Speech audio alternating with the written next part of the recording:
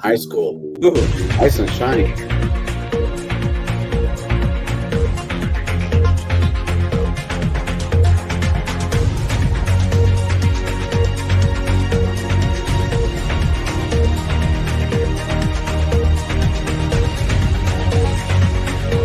Is Giorgio Moroder making this?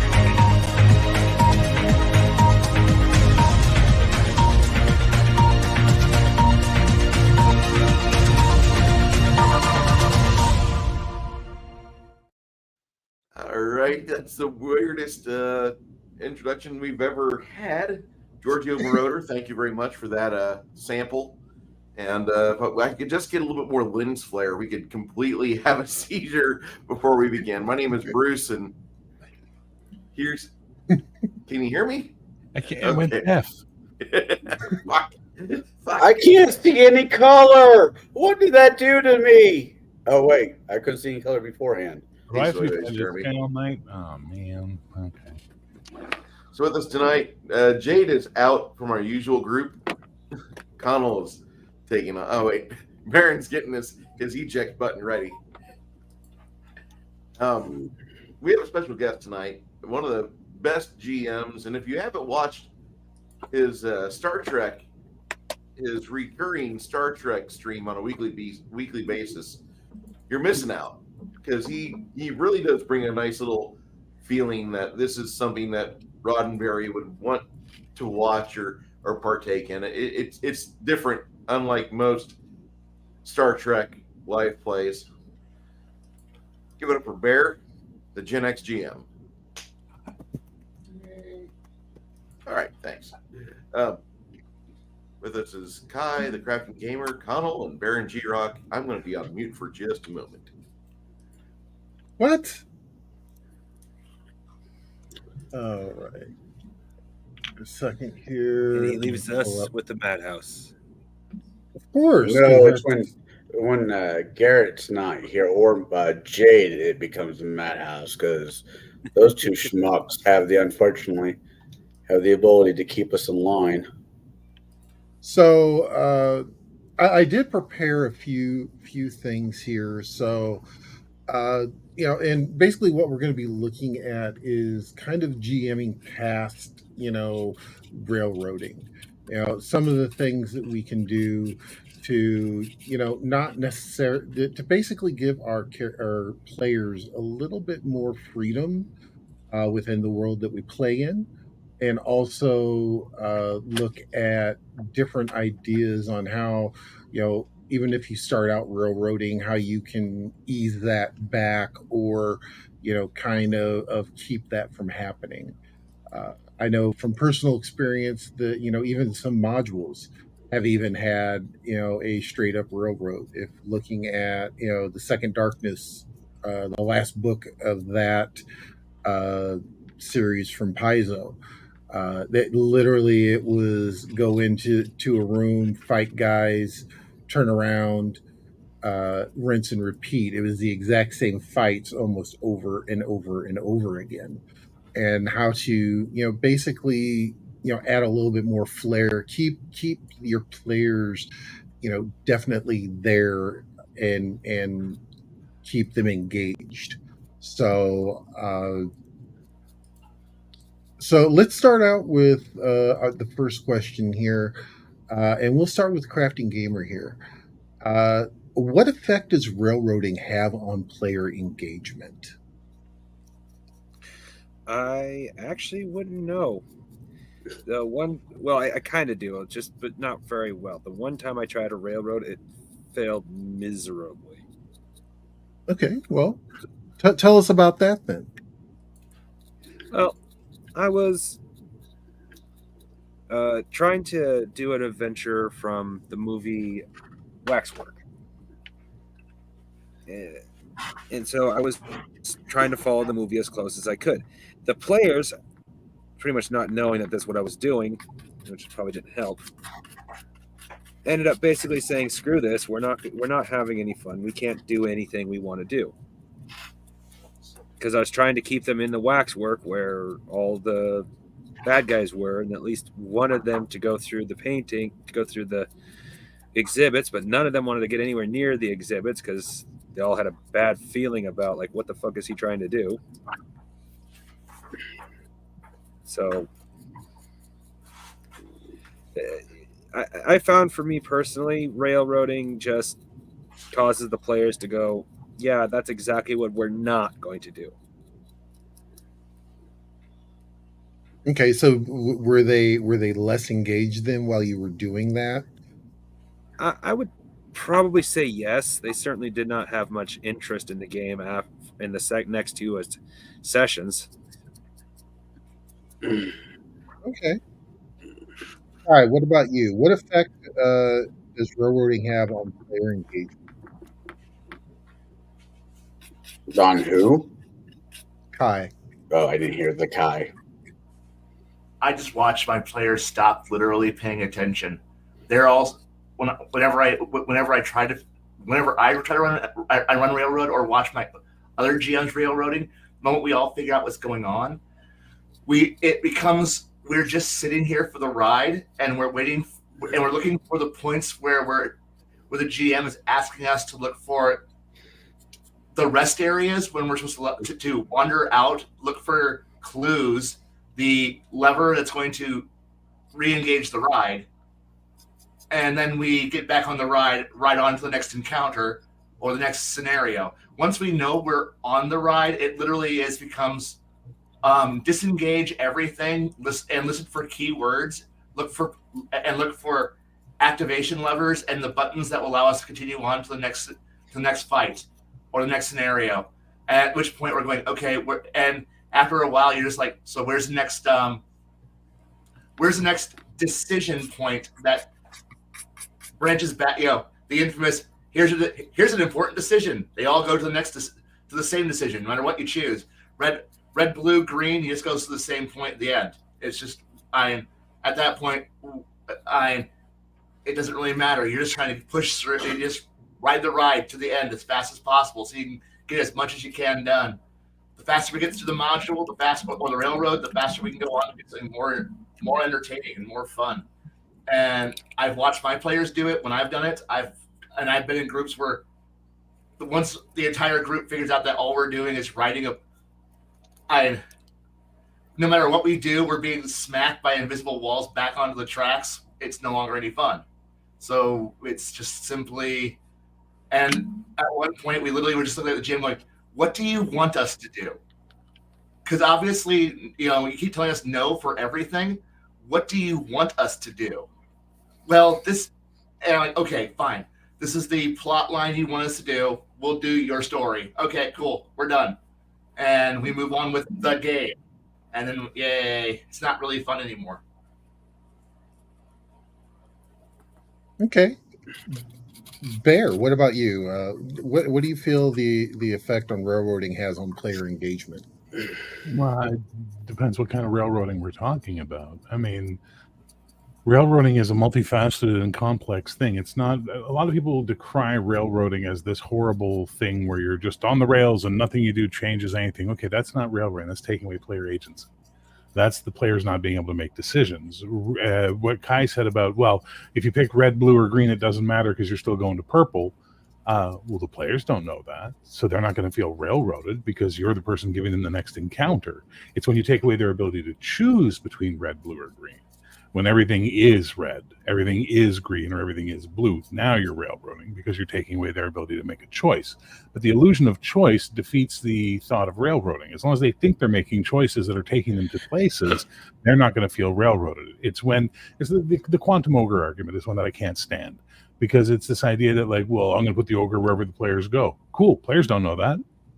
When it comes from theater, when someone watches a play that they haven't memorized as a watching member of the audience, and one of the actors flubs a line, they don't know the line's flubbed. They're just watching the play keep going. That's why all actors, when they flub a line, just keep going and try and get back on track with the play as fast as they can. So for me, there's two different conversations being had here. One is predetermined events being decided by the GM to put in whatever place they want to put as they see fit, because no matter what, you're going to wind up at the fireworks factory. And two, removing the complete idea of choice, not even giving the illusion of choice, just making it only one choice. So those are the two different arguments I would see happening. The first, or the former, that's just GMing. You're going to put the encounters where you want them. The players don't have the map. They don't have the breakdown of what's going to happen from scene to scene to scene, and they shouldn't. And therefore, they don't know what's coming next, and it should all be exciting and surprising for them. The latter, taking away their choice options, is absolute bullshit GMing and should not be tolerated in any way, shape, or form. That's how I feel. Okay. I've been hanging around Len too long. Okay, so Connell, what effect does railroading have on the player engagement? I depend. Let me try that again. All right, depends on the party. It depends on the table.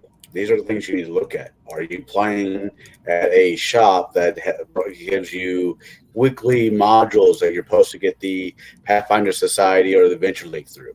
Or are you running for a bunch of kids that just want to go to the castle to save Princess Peach? Don't care how they get there. They just want to go save Princess Peach. So if railroading is taking away players, going with what Bear said, and he said it very well, better than I'm ever going to get across tonight. I think it depends on the situation. This past 2 weeks, I didn't do it well. I think all games are railroad-ish by design, or there's a beginning and the end. Granted, is this going to be a cross-country run, or is this just going to be a run up the block? How do we get there? It's not the destination; it's the stuff in the middle that really matters. So, or am I just rambling? No, you're fine. So, Bruce, are you back with us? I am. Okay, so how do you? So, what effect does railroading have on player engagement? I know, and the reason You've mentioned it 4 times. You've mentioned it 4 times in the past 2 weeks. I was the GM for the Second Darkness when I was trying to get you guys to be jazzed about, we're done with this fucking module. Just 10 more adventure encounters. Come on. And we fucking quit. We fucking quit the goddamn game. And I lost a couple players, but there was some other stuff going on there too. And I don't really miss them, but I did lose them as players. But the entire group, the 8 that remained, they were wanting a game that had meaningful decisions. So I'm like, okay, fine. Well, Kingmaker just came out. I've read the first 2 books cover to cover 4 times, so let's go. And the players were like, oh my God, the amount of volume of choice here versus what we had. The other game was we agree to do something happens, and then there's a fight. And then we're faced with another choice where we can elect to do something or not, and then we do it, and then there's a fight. And it felt like we were playing a Sega Saturn RPG. No, not even a good Sega Saturn RPG, like a crappy Nintendo JRPG. And I'm not trying to slam on either Nintendo or JRPGs, but there was a series of them back in the Super Nintendo days where the only way for you to get through the game was to do enough beat quests, fetch quests, and otherwise garbage quests that you would have the levels to take on the super big bad with this same experience that every other fucking perch server that game had. And there was never any choices, nothing of distinction. You never had your own experience versus the choice where the GM lays the world out in front of you like, here's your little bitty town. Where are you going to go? What? Where are you going? Northeast, southwest. You got grasslands over here. You go over this hill. I'll tell you what's over there. And the chance to give players the opportunity to where they have a choice, whereas opposed they had they had the illusion of choice. Oh, they're going to either go on a pirate ship and get shanghaied and have to fight a bunch of pirates, or they'll have to make their way through town, and I'll take the same 10 miserable human fighters and make them fight the players. Instead of them being pirates, they're just ruffians. There we go.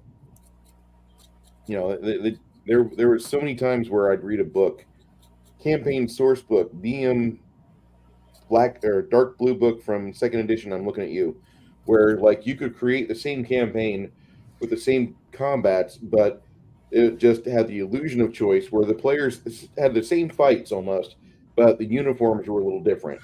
Well, these aren't really Spetsnaz commandos. These are just kind of special forces out of Polaris, that sort of thing. It was very small changes in the illusion of verisimilitude and just other items where you would have no real difference than the miserable plot that you'd hammered out on your note cards or on your spiral notebook, and you force the players through it. And if the players even think about that this just seems very canned. Your table depletes. It's great. And I love that when players use their feet as the currency, they stay at your table. They like the game. If they vote with their feet and get the fuck out, that means you or your method of running the game suck. It's okay. It just means you need to get better.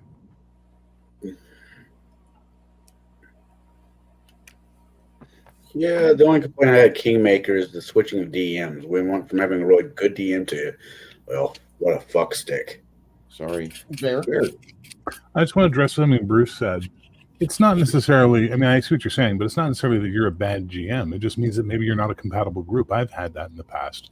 I've had players who want very different games than what I play. They want the Skyrim experience. They want nonstop fighting. They want whatever, and they voted with their feet to quit the game. It didn't mean I was a bad GM and need to get better. It just meant we weren't compatible as players.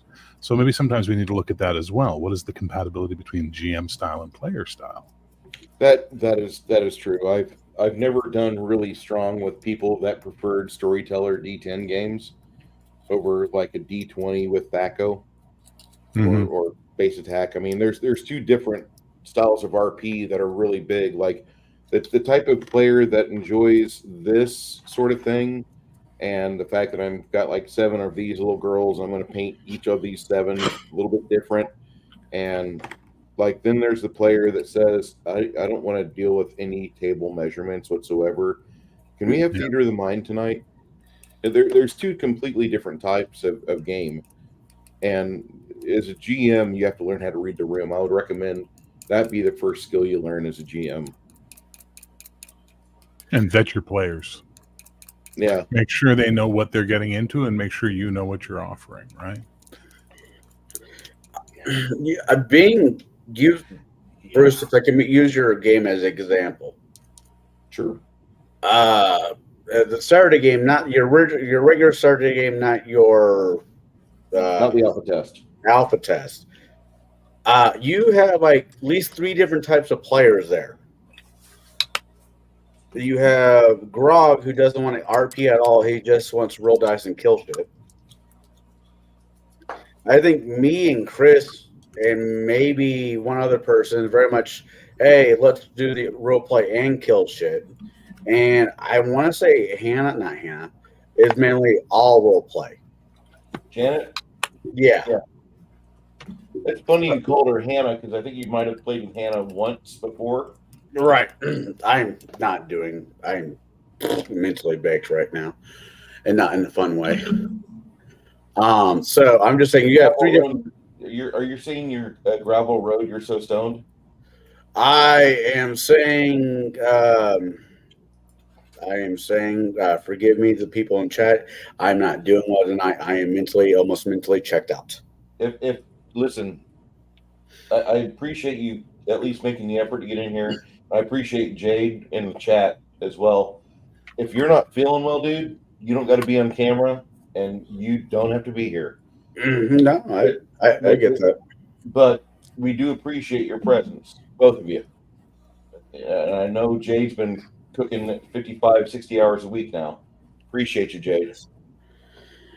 But as I was saying, some groups, going back to the concept, with some groups you need a hard line. This is the way the story is going to go. Yes, you get to make your choices, but if you guys don't complete this by this time, something bad is going to happen. That yes, it is a railroad in a sense. There's a track, there's a line. You bought a ticket, now you're on said train. But isn't that sometimes a necessary evil? I would agree. That kind of depends on how you do it. I'll have an explanation for that during my turn. Go ahead. Okay. Well, excellent example is the game I ran. I had no idea a good chunk of what happened was going to happen until we got there, but I knew for a fact that you guys were going to find an island with giant bees on it. I just didn't know when, how, or where. That's awesome. I like that.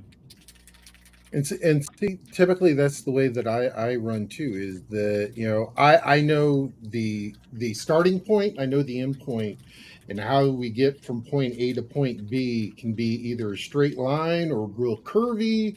You know, there's no set thing to get from point A to point B, and a lot of times it's what happens to with the characters or the players at the table.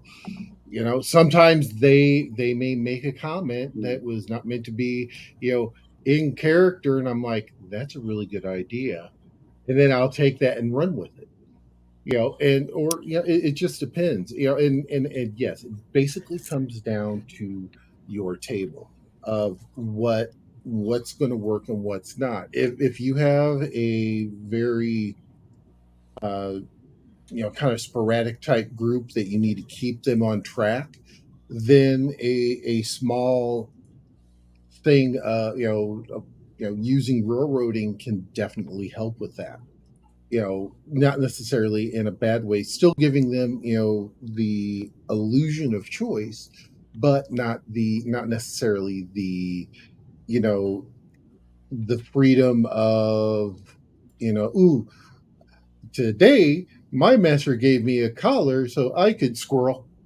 You know, that type of deal, because you know, we've all seen those type of tables where, you know, I know one time during a session that, you know, as they were walking through the forest, I made a comment about a black orc arrow stuck in a tree, and the players grabbed onto that and spent a half an hour looking at it. It was something that was kind of one of those things of, it was flavor. Right, it was an orc arrow that was stuck in a tree. The tree had grown over it and everything else, but it was still there from years and years and years ago. But the players were trying to figure out, okay, there's an orc arrow stuck in a tree. Where are the orcs? How long has it been since the orcs were here? Where can we find these orcs? Because I mean, they were hyper focused on it, and it was just meant to be one of those things. On that, typically you would want to kind of funnel them back in using kind of that railroading, but still giving them a ability of the choice of, you know, the green path, the red path, or the blue path. Granted, they're still going to end up at the purple path, but they don't know that. I'd like to sue for copyright infringement. I That's fine. significantly altered Kai's original statement enough with my addition of the purple path. Therefore, Baron G is just plagiarizing me now. Thank you. I'd like him fired as president of Imaginary D&D Harvard. Okay, so instead of the purple path, it would be the mauve path. My integrity is betrayed. Wait, never mind. I'll be nice. I have no integrity. Point of parliamentary procedure. It's pronounced mauve. Thank you. Right. Connell, this is me, Connell, helping you, bro. This is me getting some revenge for you because you're too weak to take it tonight, man. Come on. I could take the beating. Don't get me wrong. The beating's not bothering me. It's like beating up a 2-year-old. Yeah, the kid could probably take it, but do you really want to? Weak sauce. Yes. Weak sauce. You can do better than 2-year-old jokes. Come on, man. Do I want to? Yes. Okay, that's fair.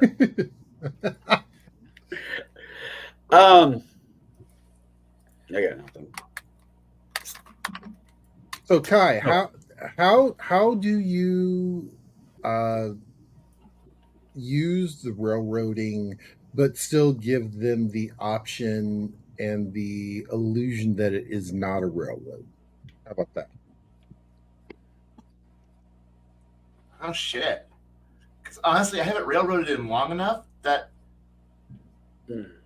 I guess the only way I still do it is by having an ominous threat that's just sitting there looming, and then providing updates via the news saying, here's things that are happening. This is because I use that a timed milestone idea, the idea that time doesn't stop in the world is that I hate the idea that player characters are the center of the entire universe, so therefore you are merely a small piece in a giant machine that is the world. And even if you stand still, the world moves around you. So I make them have to. I railroad them into decisions by making sure that they realize that if they sit around and do nothing, the world continues to progress. If you sit on the flagship and do absolutely nothing, the world will continue to encroach around you. You will. You don't. The world doesn't pause because of you. So if you want to spend a week doing absolutely nothing, bad guys happen, and now you're forced. I force an encounter upon you, and I guess that might count as it. It's a sandbox, but it's a sandbox where you're not the most important person in the world. If you don't want to be important, you're not important. You're a pathetic loser. And if you want to be a hero, be a hero. I want you to be a hero. I'll give you all the tools to be a hero. But if you choose to be a garbage truck driver, well, I hope you're the most heroic garbage truck driver. I'm going to let you do whatever you want, but including nothing. But the world doesn't sit there and wait for you.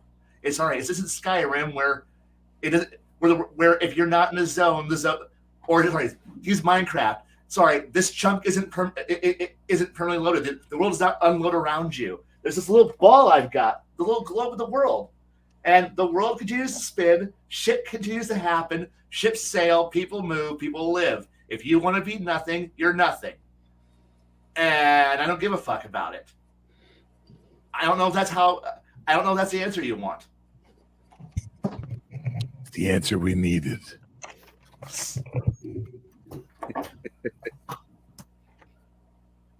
Well, Jade, welcome in. Good to see you, my friend. It looks like he just came in from maybe his door was open and he skied right through his door. That would mean No one told me it was stupid hat night. Come on, man. That should have been in the pre-show. I like my Jane hat. Thank you very much. Yeah, I was supposed to say I like his flower. Oh, I thought it was Cartman. Sorry. No. I like my black market beagle. Thank you very much. This is my Mr. Max hat. Your Mr. Max hat? Because I envision him wearing something like this when he goes out. Seriously. Oh. It's not a difference beaver is he hat. killed it It's a himself. mullet hat. Please visit our country at some point and learn that we're not all living in cabins in the woods, please. I thought it was trailers. Oh, I would love No, to live in a that's cabin your in the part of woods the in the world. snow with my snow. I mean, was it trailer park boys with bubbles? Yes, and he It also is lived cold under the where I'm at, stairs.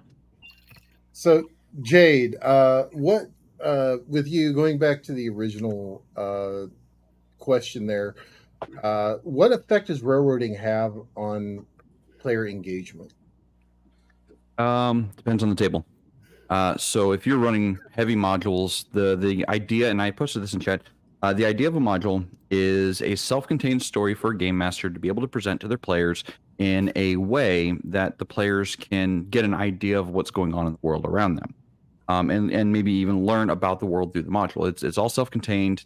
Game master doesn't have to put a lot of extra effort into it. It's already done for them.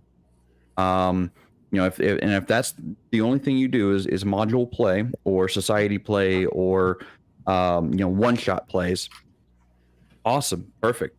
Use it, go for it, roll dice, have a good time, slaughter things left, right, and center. Go be the best murder hobos that you can be, because that's kind of what that's there for. However, this gets back to my roots of what I used to do as a game master, or at least what I thought game mastering was when I was 25 years ago younger. When I first started game mastering, I was far more invested in the story I was trying to tell than I was what my players wanted to do. And I have now, before anyone shouts me down, I have learned that I was wrong, at least in part. My world has stories to it, deep lore, deep stories to it. And the players are meant to discover that on their own, in their own time, at their own pace, or even, if they want to. If they don't want to, well, they're just another pawn in the great game. However, the players who do want to learn about the world and actually become invested in the world have the opportunity to become more than a pawn. They can become a bishop, a knight, king, a queen, a rook, even. If we're talking in just chess terms, but some of them can become, well, the 4D game or chess masters instead, or the 3D chess masters instead, and realize that there's more going on other planes than just them.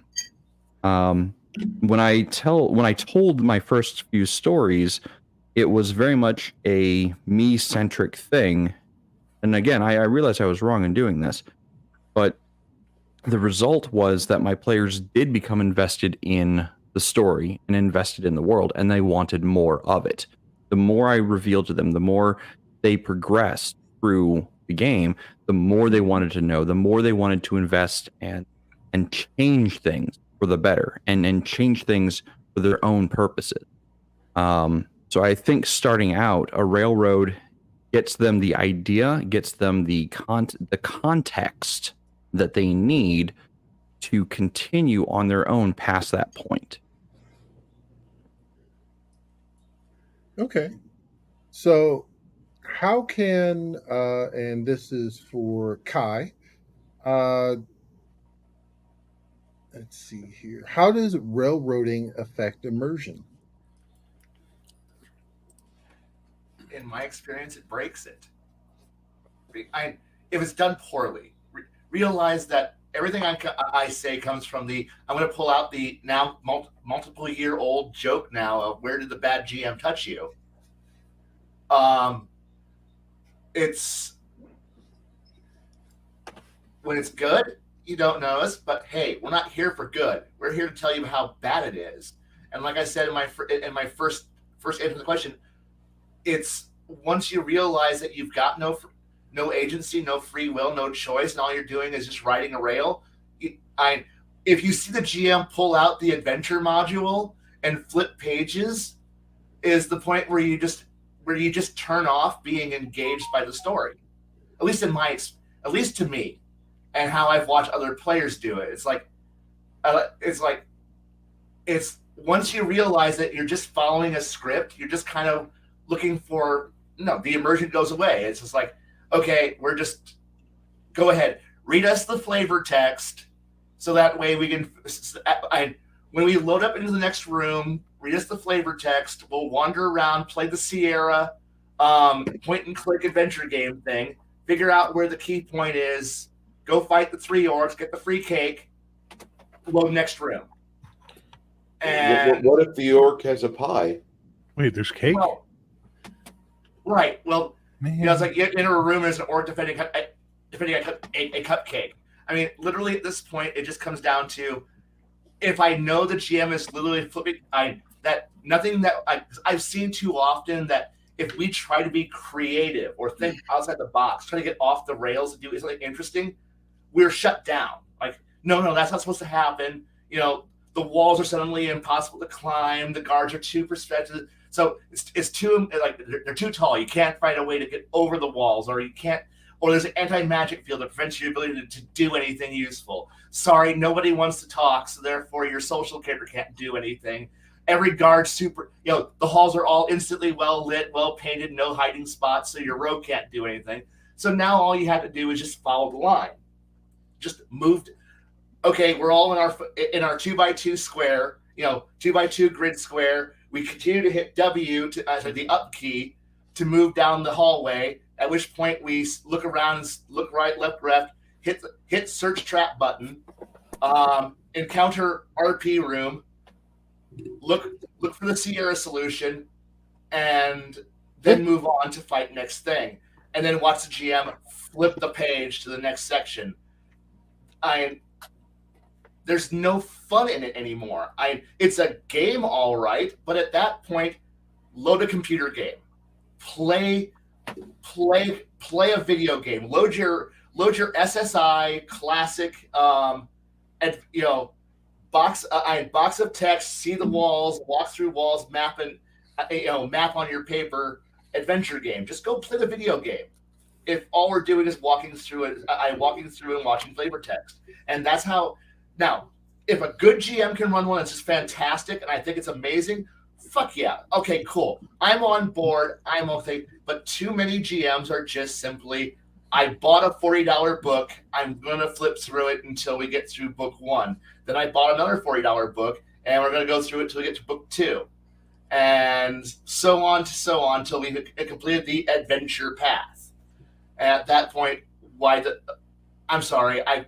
I've got other things to do with my time.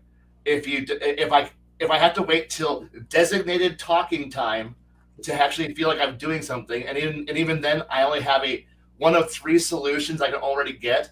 Why am I here? Why am I invested in this?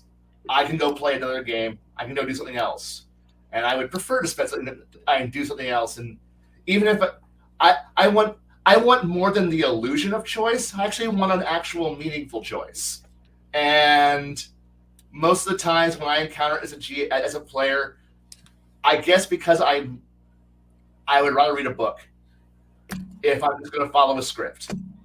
And once I know that there's only one designated path and that all lines lead to purple, I'm just going to go read a book.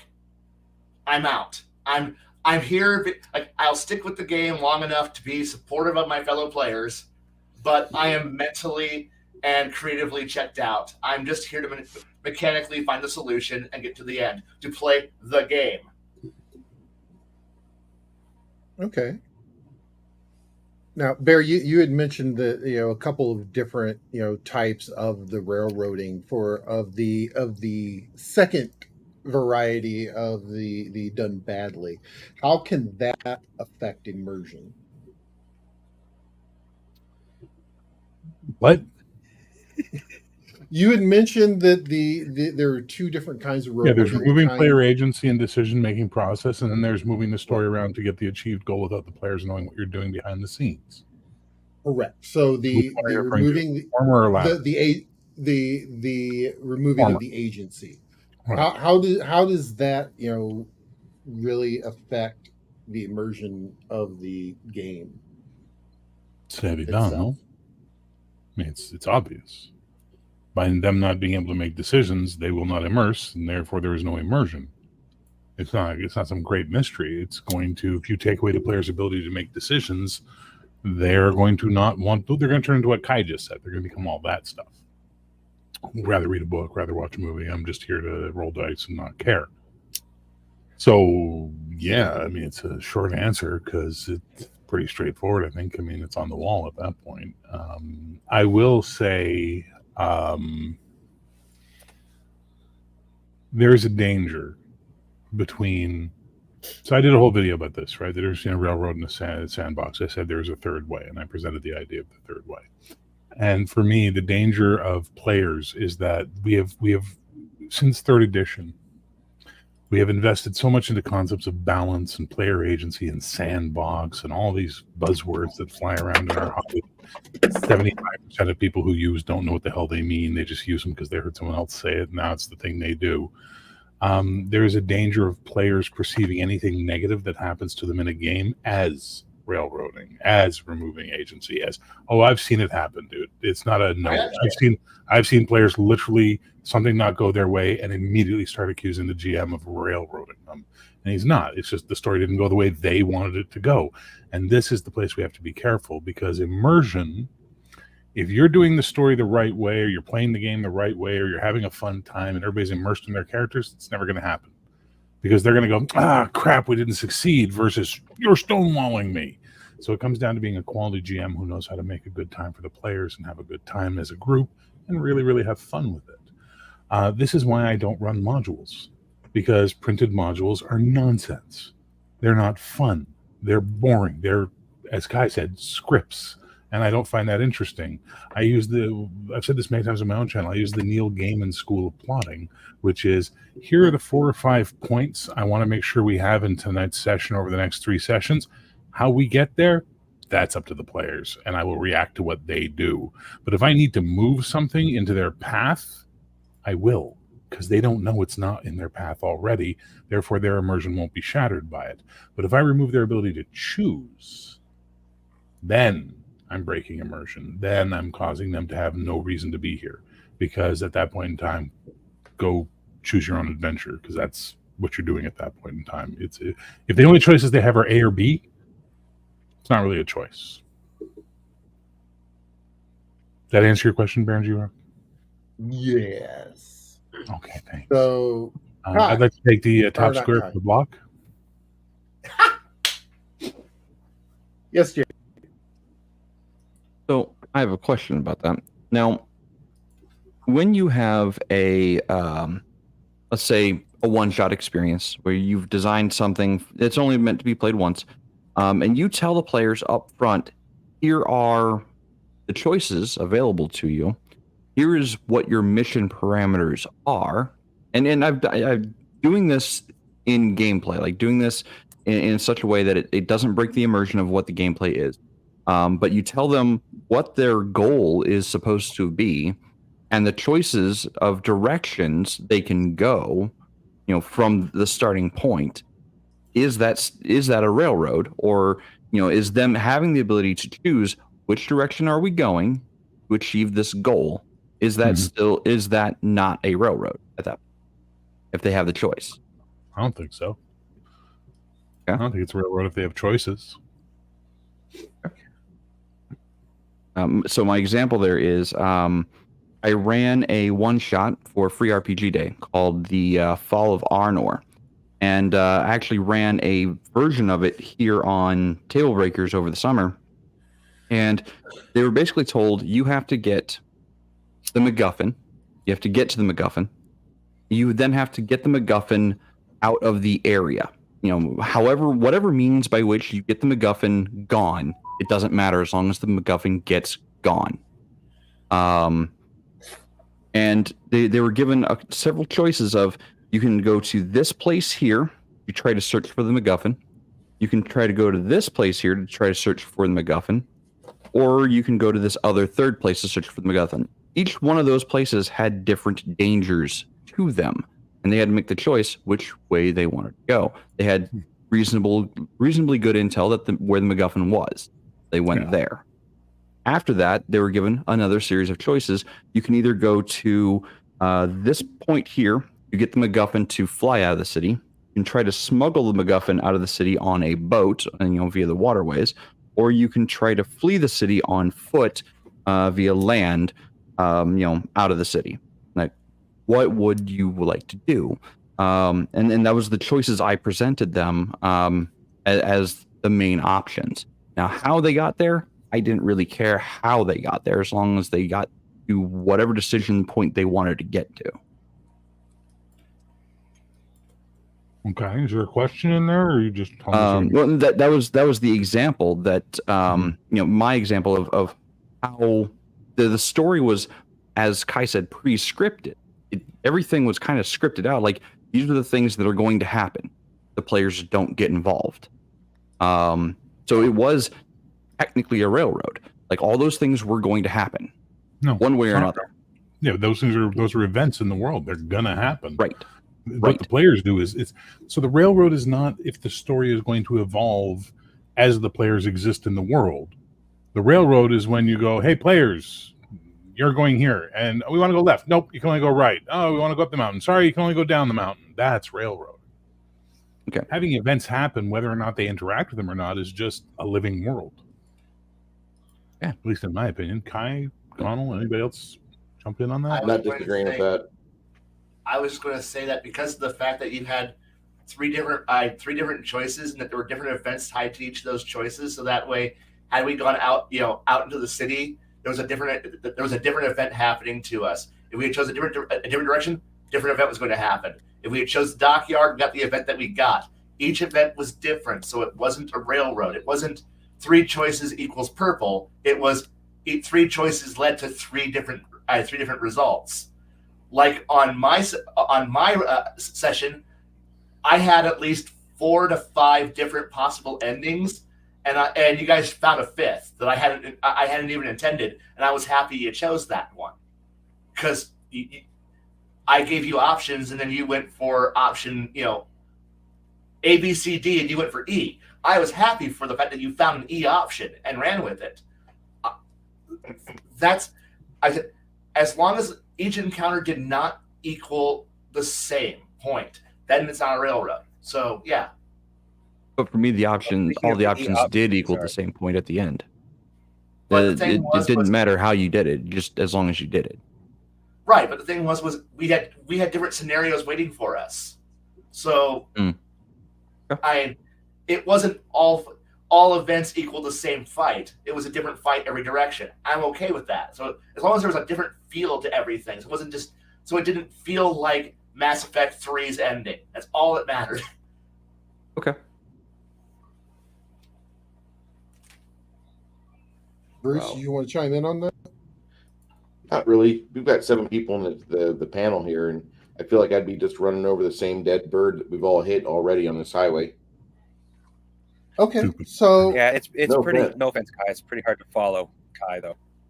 I love having this because we get like all the perspectives, but I'm hearing the same thing that I was getting ready to say, so I'm going to be like, thank you. Don't pick me. Pick me last. all right, well, we'll start with Bear first then on this next I one. mean, I'm talk as much as Kai does. No. Start with Bruce. Great. Start with It's TCG. great. They haven't talked yet. Throw Connell a breathing apparatus or something. I think he's dead over there. He looks like he's just passed away. I'm alive, just waiting for my turn. The dead walk. Waiting for my turn and behaving. And I'm getting messages because apparently my video from last night got shonnered, so that's fun. Woohoo! Hey, let's all watch it together. No. So, I okay, agree. Kyle, I'm going to actually use your game. I was not in there, so I'm kind of on the outside looking in type thing. What could you have done to kept the same results that you had, minus the TPK, but made them feel that that it wasn't necessarily a railroad?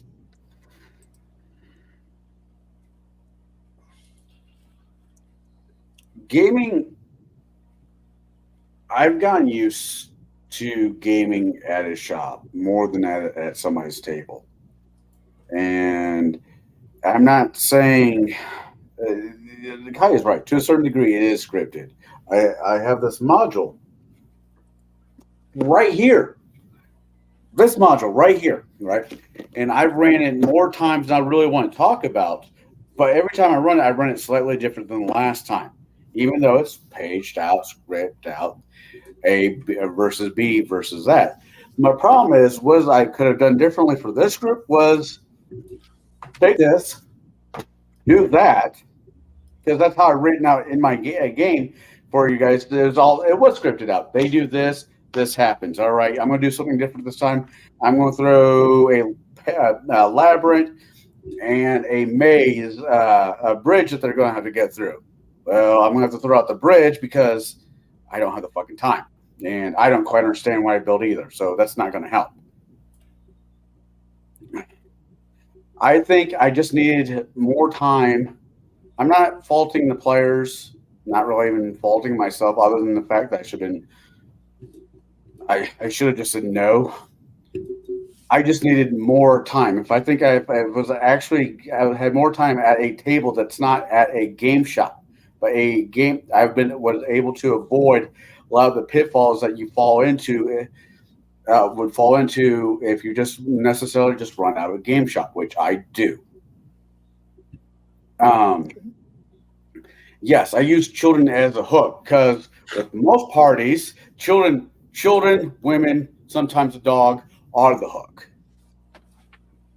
Well, I got the guy above me who thinks all children should be tied to the coast during tornado season. Should have used the dog. That's what I'm thinking. I should have used the dog next time. So I just think and name it Harry, because that would have got him right here, and he would that have or Mouse. 100. Yeah, he would have been 100% on board. I'm not, like I said, not blaming the players. I think I just needed more time actually playing at a physical table that's not storyboarded out for me, where it's more free form. And that's on me. That's not on the players. I don't know if this really answers the question that you had for it, but this Well, is the question I had is in hindsight, basically, what do you think you could have done differently to kept it a quote unquote railroad in your mind, but not in the player's mind? use a dog. Use the dog. Make sure I vetted out the big bet at the. I was expecting a push, not Rita that posted from the Power Rangers to wipe him off with one mega blast. Yes. What the hell are you talking about? I have no concept of what's being Kamehameha hate discussed. us. What are you saying, Connell? Dogs and Power Rangers? What are you talking about, man? I'm talking about I should have used a different hook. I should use a different hook to Okay. get the players involved. The dog. The dog is most of the panelists read a novel series called Dresden. If I said Mouse shows up at the gate, everybody but Crafty Gamers like, why is Mouse at the gate? We need to see what's wrong with Mouse because it's Mouse from a fucking series that we've all read multiple times. So I need a better hook. What? I only read it once. I've never read it. What? Do I suck too? Because I've never read this book series that was written when I was an adult and I wasn't a teenager when it came out? Yeah. Okay, cool. I didn't read Harry Potter either, if that helps. But isn't it something like the hook should be you showed up for the fucking game? There is a little bit of onus on the players to invest. I'm tired of this mentality of, oh, well, I got to come up with 15 hooks and the players are going to... Fuck off. You showed up to play a game. If you want to sit on your asses in the tavern and just role play with each other, cool. I don't have to do fuck all tonight except take your orders. Great. But this idea of like, I got to hook them. It's not a movie. It's not a TV series. I don't have one episode to get their attention. They should be there to play a game, right? Or am I crazy for thinking this way? Also, for those who don't know me, Gen X... I'm really Gen X, so I tend to be very about stuff. Well, the caveat there is that the game was designed or intended to be enjoyed by YouTube audience here on TableBreakers. But I think part of the reason why we design the hooks the way we do for our TableBreaker show is that we're also trying to get the investment of those watching it, so they know why the party is get involved, why the party wants to be involved. Now, if we were to just do away with that, like the whole idea of like, here's the party, this is what their mission is, we join our party in progress. Like, I think that might have a different format and different feel for Connell, for the sake of Connell's game. I think it would have been a little bit different if we'd gone with that method than you're just standing guard and here's your hook. Yeah. Again, but that's the difference between running a game for an audience and running a game for the players, right? I mean, that's the thing. What are you running the game for? The audience watching or the players at the table? And that's the decision. You can't serve two masters. You can only serve one. So for me, when I run my games, I'm running it for my players. If people in the chat want to watch and have a great time, awesome. If they don't want to do anything, that's cool too. But my players are here, and that's what I'm running my game for, is my players. And they're playing with me. They're not playing for the audience. They're playing for the event that we're creating together.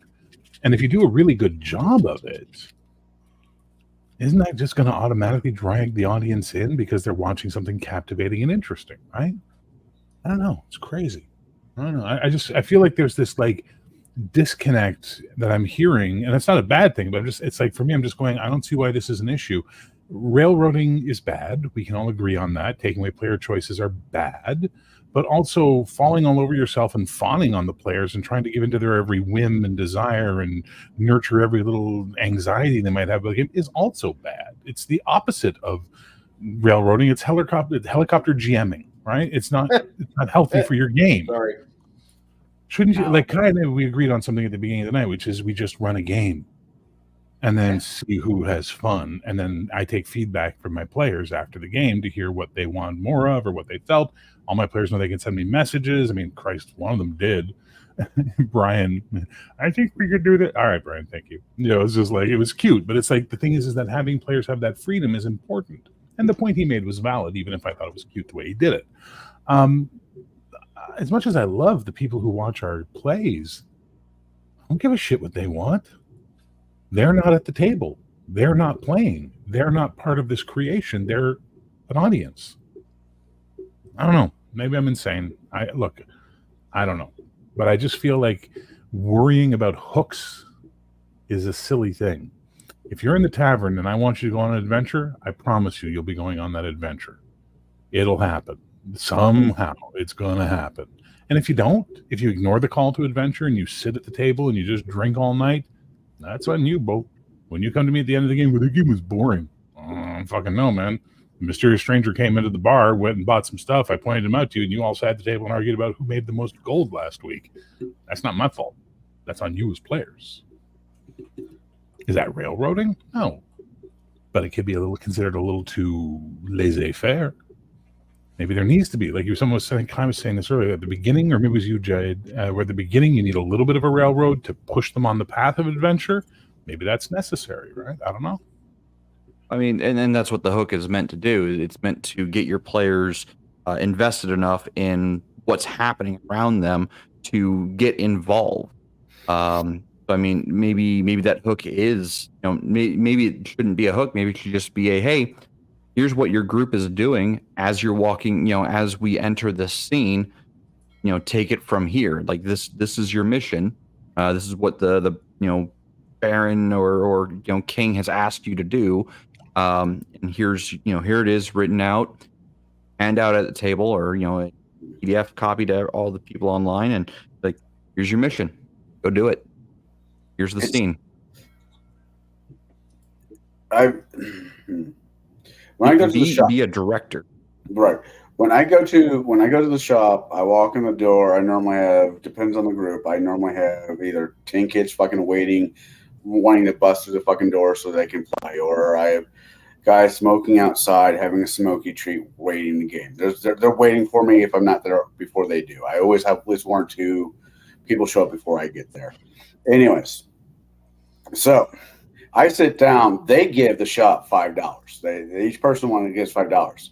They want to be there. I could play Monopoly with them via D&D. I don't know how to make that one work, but they're there. They're already committed to and it goes back. This comes think about what Baron asked. How do you keep the immersion part of the game when you're doing a railroad? A lot of these guys, after the game is done, especially the grown-ups, holy shit. Okay, so next week, I'm thinking, and we're talking about the game, and so instead of going left, we should go right, and da. And when we get this, we should sell it to this person, not that person, and da. They're all about the game. And when you're playing at a table with friends, I mean, I go over to Jade's house whenever you invite me over for a game. No questions asked. I'm just happy to be there. But somebody's like, hey, such and such is having a game, two games in. I'm like, this is just not my jam. I can't do House of Cards via for Kai. He's, or whatever. It's not going to grab my attention. I'll bounce. But when you have people paying to be there, it's completely different. Dude, you're my friend. You're just not running the game I'm interested in. Versus, take my money, let's roll some dice. And I think that's there's the hiccup for me. I'd like to say hello to Flady. Welcome in, sir. Hi, Flady. Someday we'll find it, the rainbow connection. Bear, I give you complete and total authority to beat the shit out of me on the impersonations. By the way, Who's Oh, doing we will. impersonation? Don't worry. So, Jade, what do you think with Connell's game he could have done slightly differently to that would have given you not the feeling of a railroad? So something I said this in the review, or as some might call it, the roast. Real quick, Connell, this is not to beat you up under any circumstance. That's I want up. to do that. It was roast. But it Yeah, it is something to kind of get your creative juices flowing. And you know, For the next time.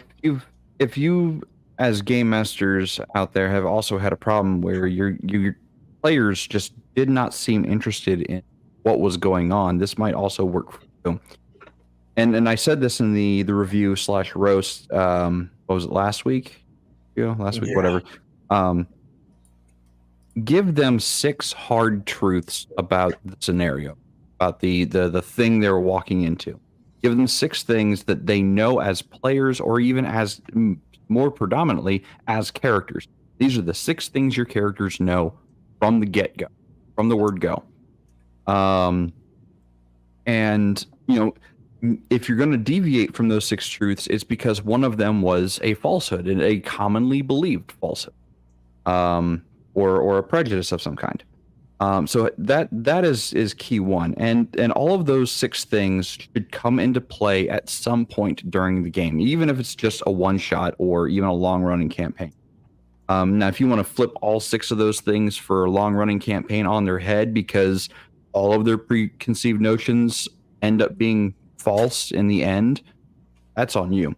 However you want to approach that. But for Connell, I think having us already on the move, already engaged in an action before the curtains went up, I think that would have been a better start for your evening on the first night of the one shot.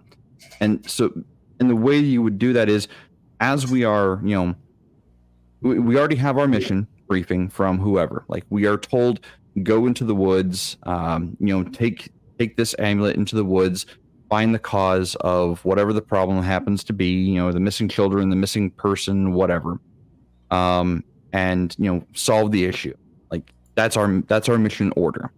So we're already engaged. We aren't waiting around for someone to come to us to give us a mission. We already have a mission.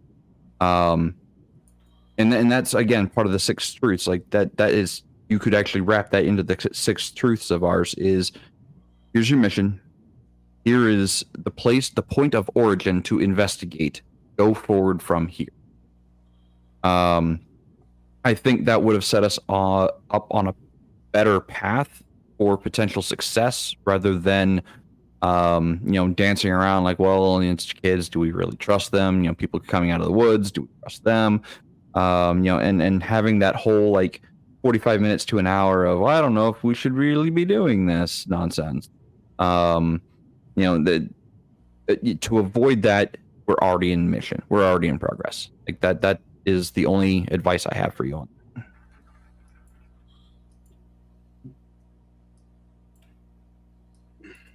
All right.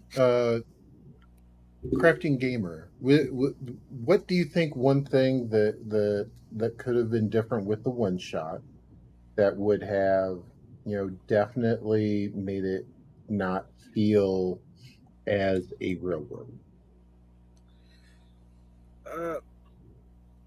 Well, I have to kind of go to what Jade said, which is the 6 truths.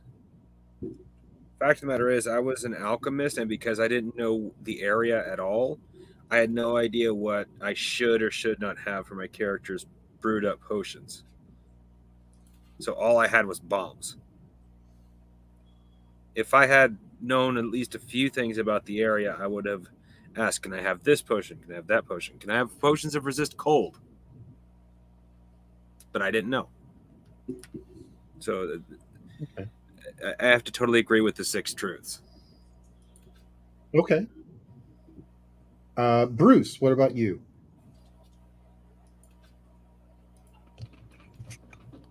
Sorry.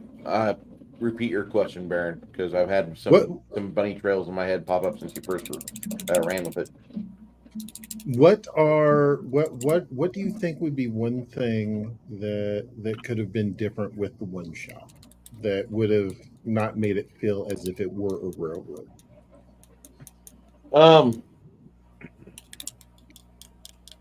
I don't think really the illusion of choice helped us out. We're like, hey, we need you guys to go there. Do you want to go do it? And it should have been one of those things where, like, if the kids were so damned important, and again, my not anti-child, but anti-child wrapped in MacGuffin wrap comes out, but you should pretty much try to facilitate some sort of way for us to organically develop a want to help said small fucking rugrat or a carpet goblin, and we could help them out organically rather than being told we got to fix this, we got to take up arms, we got to go rescue the children.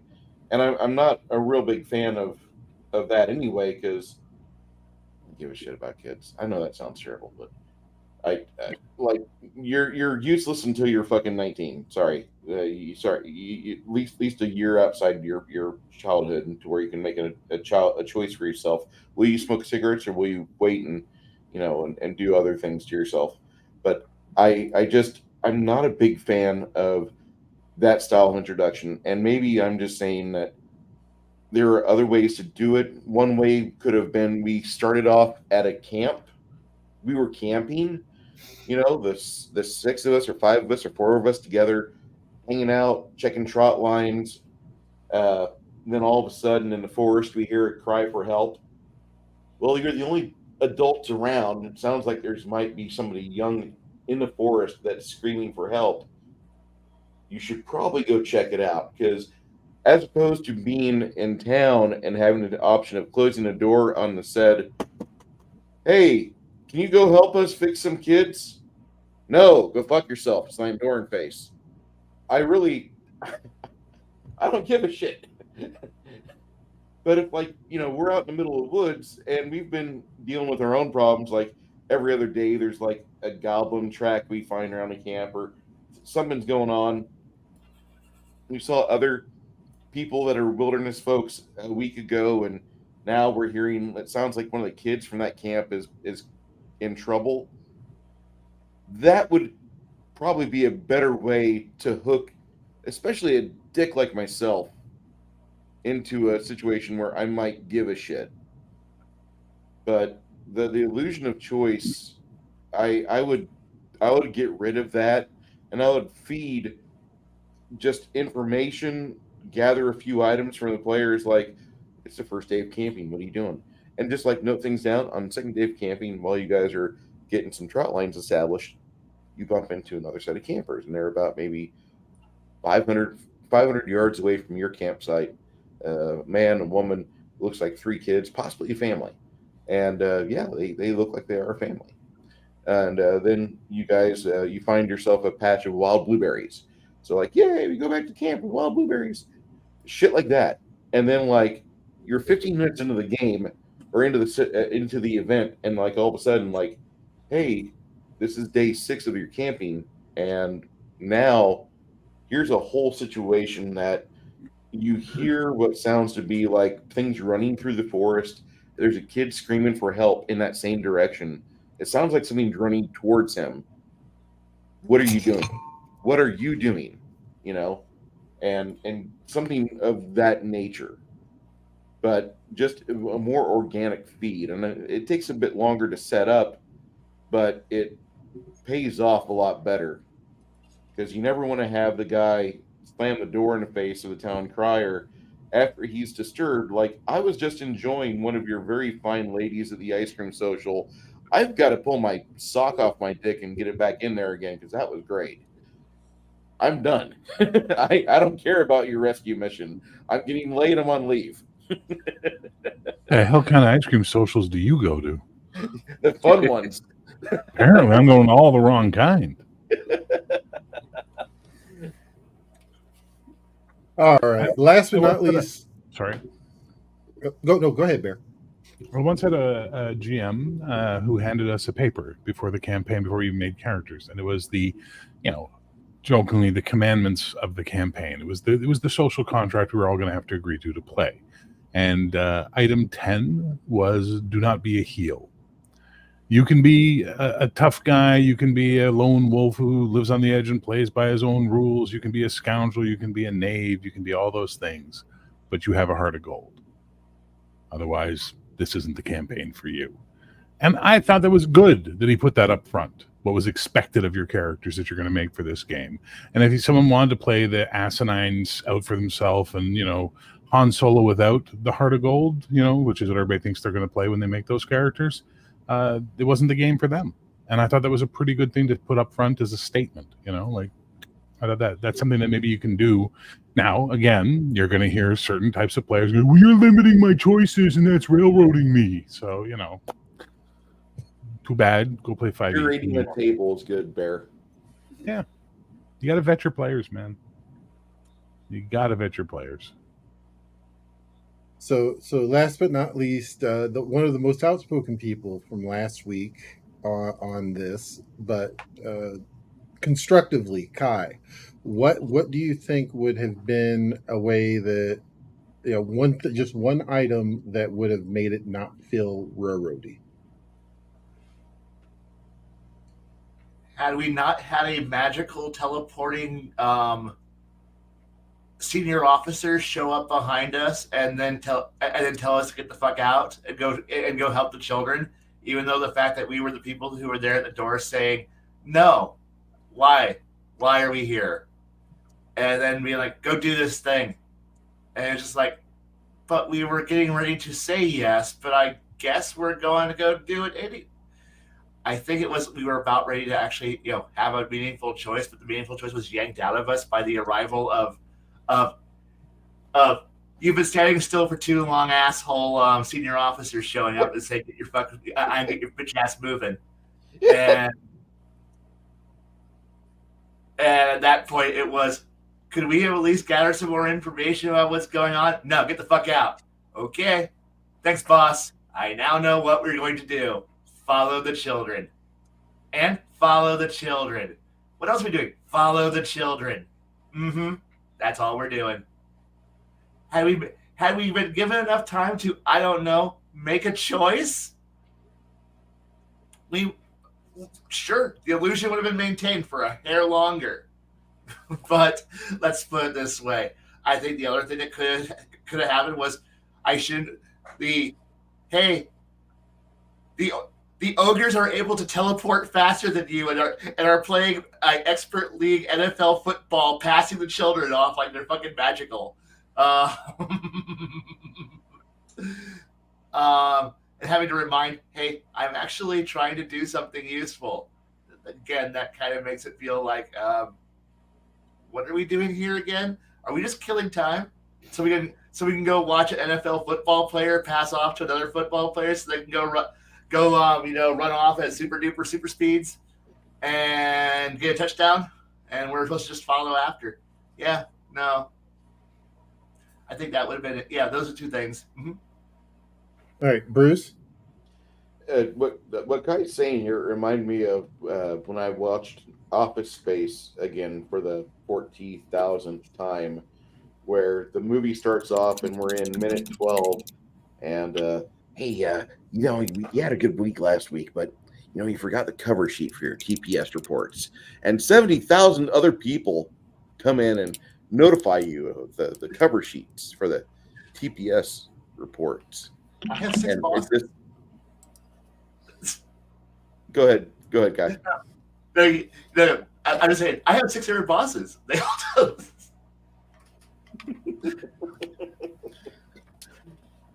Yeah, it just felt like that. It actually did. Like we were actually getting ready to go do something nice and Next thing you know, we're voluntold you're doing it anyway. We were already on our way to do it. I was lacing my boots up. I had told the hooker to go on home. We'll snort cocaine later. We were. I don't think he was an actual ice cream social at this point. He was like Big Al's. World famous Big Al's. That's where he was at. He was somewhere. Jeez. I understand what you're saying about it, but have you ever had that job where I'm gonna step outside for like 5 fucking minutes and fucking breathe, and your boss just appears out of fucking nowhere? Yeah. Every job ever. Every job ever. So when it comes to that, I'm like, okay, I got in the back of my head, I got 2 nights to try to pull off this horse shit. And I'm gaming with a group of people that likes the him and haw and crack jokes about 80s reference, mainly that that guy right there, the Mr. Hands. So I was just trying to move the story along as fast as I could, and that's I'm not blaming you guys. It was just trying to get the story going. So I did the magical boss that appears out fucking nowhere. I'm also going to give one more word of advice. When a player puts their entire character sheet pretty much up there, spelling out what they can do into the group chat in private, so that way you know what to plan and plot for, and then you proceed to assume that I'm somehow a DPSer and not read what I actually made, not tell me that I'm doing something wrong, not tell me that I'm actually could do a better character. Perhaps, just perhaps, yeah. It makes the player do all that work feel like shit. And now I now know that don't put any effort in. Just play. I completely disagree. I think that character was fucking amazing. Yeah, but not for the adventure you ran. Yeah, well, you know, even old Yeller got shot at the end. You know what? No. Fuck off. Jade? Yeah, so I kind of want to, kind of what you just said about your own game. That, like, how am I gonna, get this horseshit game together? That right there is, I think, part of the reason why the game fell apart the way it did. Is you, as the game master, also didn't believe in it enough, or you had felt bad about it from the get-go. That you didn't have enough stock in your own material to run the game, and I think that's very important for game masters. Is if you're going to run a one shot, if you're going to run a story, a scenario of some kind, and yes, you have to have the idea and the actual presentation of choice for your players. You have to give them the ability to make choices and live with consequences. Every choice has a consequence. Every inaction has a consequence. And exploit those and use them to no end. But you, as the game master, also have to believe in what you're selling. If you don't believe in what you're selling, you have no faith in what you've put together. How are your players supposed to have faith in what you put together? Like, how are your players supposed to get on board with you if you're not even on board with yourself? And I've heard a lot of game masters, especially younger game masters, speak the same way about their own games, about their own material. Like, oh yeah, this is a really crap scenario. This is a really crap game. It's not my best work. Well, if it's not your best work, take a back seat for a moment. Think about why you think it's not your best work and improve it. You always have time for improvement. You always have time for revision. You always have time to make it what you actually want. But believe in your own ability to do so. Because if you don't believe it, players aren't either. There's no way for them to. Be the energy at the table.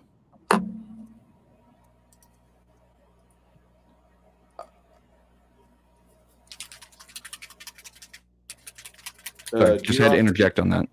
G-Rock, are you going to continue going around the channel on this, or going around the panel on this? No, I think we've hit everyone who is actually in the game, because myself, I would not. have a horse in this, and Bear didn't really have a I have horse in no this horse one. in this. This is a great race. I don't lose. I mean, so this topic came about because of Connell's one shot for winter, his winter themed one Well, I've shot. heard the tales. Yeah. And I think Connell And- needs to understand sometimes, as he said, getting the story moving is not the proper job of a GM. Sometimes you gotta let the players make 80s jokes and fuck around. I get that at a normal setting, at a normal table. No, or a shop, I get that. But when you got two nights. Doesn't matter. Doesn't matter. Dude, It's not an endurance test. It's not a speed test. You don't have to complete the module in 2 nights. You have to have fun. That's the goal. It doesn't matter if they never get to the fireworks factory. It doesn't matter if they never find out the secret origin of the Oompa Loompas. It doesn't matter if they don't find the golden ticket. What matters is they had fun and you had fun. But you're putting all this pressure on yourself to deliver a product. It's not a product. It's not a play. About the journey. It's not a radio drama. It's not a movie. It's not a novel. It's a fucking role-playing game with a bunch of idiots, all of us included, sitting around making stupid jokes, cracking wise, rolling dice, and saying stupid shit like, I attacked the gazebo, you know? And your job, herd the cats. That's it. I would, You've been running games for money for too long, where people have an expectation of outcome because they're paying you. Different beast. So my question and it's for literally anybody to answer, what kind of game excites you? What kind of game do you want to run? And if the answer is not this game, why are you running it? Like, I think what excites you in gaming? I think some people get excited because, like, when they do round robin GMing, it's been a year since I ran last time, and let me show the guys what I've learned. And then they get around to thinking about what they want to run, and they're like, they look at the stack of stuff they've got. No, I don't want to run Ruins of Adventure. No, I don't want to run the Skinshaw Murders. No, I don't want to run the Against the Giants G1. No, I don't want to run. And then they're like, well, fuck it. Let me just rehash this and see if I could bend the same adventure into another 4 hours of play. Because, like, there's going to be an attack on the gazebo moment. There's going to be a time where, like, somebody starts talking about how wonderful the movie White Man's Burden is. There's going to be a time where somebody starts reciting lines off of Kiss Kiss Bang Bang, shit like that. And you're going to have that. So, like, maybe somebody might have had that moment, but I think whenever it comes around to it, I think really what you should do is just, if you're going to do an open call for games on the system, for a game on a system, like, go ahead, create characters for this game system here, blah, blah, blah, blah. Whatever system it is, don't even worry about what monsters you're going to pack or what stuff you're going to do. Find yourself in that setting or in that game rule set with a setting you're damn near very well familiar with. Like, if G-Rock said, Bruce, I want you to run Pathfinder core rule book, but for whatever you want to do, but we'll create characters for it. Don't you worry, core rule book, no problem. No other sources for character creation. We got you, bro. And I'm like, well, what the fuck am I going to run? What level you want to be at? I don't give a shit, Bruce. We'll do 5th or 7th. Okay, fine. Well, I'll just run off the top of my fucking head Patolus, because I know Patolus backwards and forwards, and I dream about it at night like fucking Rick Decker dreams about goddamn unicorns. I'm really happy that I spent so much quality time in Patolus, because I know where I would want to be at for every specific level for the various challenges within that game. And so I think really system mastery is important indeed, but really getting to where when you have a world down pat to where you know how many paces away upwind you're going to be before you smell the fresh baking pretzels at the gnome shop. Whereas you can, if you are 500 feet away in one district wall separate from where you were just at, you know exactly what time of day it is depending on what the sound of the forges are making, because you know the sound of the steel that's being worked from the morning versus the afternoon versus early evening when they shut down, just to be polite to their human neighbors.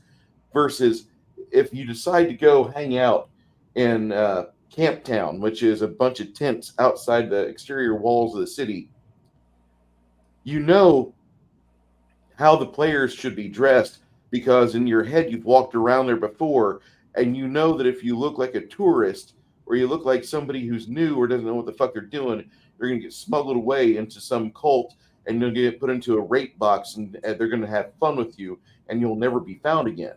Versus just all sorts of fucking what if adventures. So really system mastery is good, but I think setting mastery is an absolute necessity.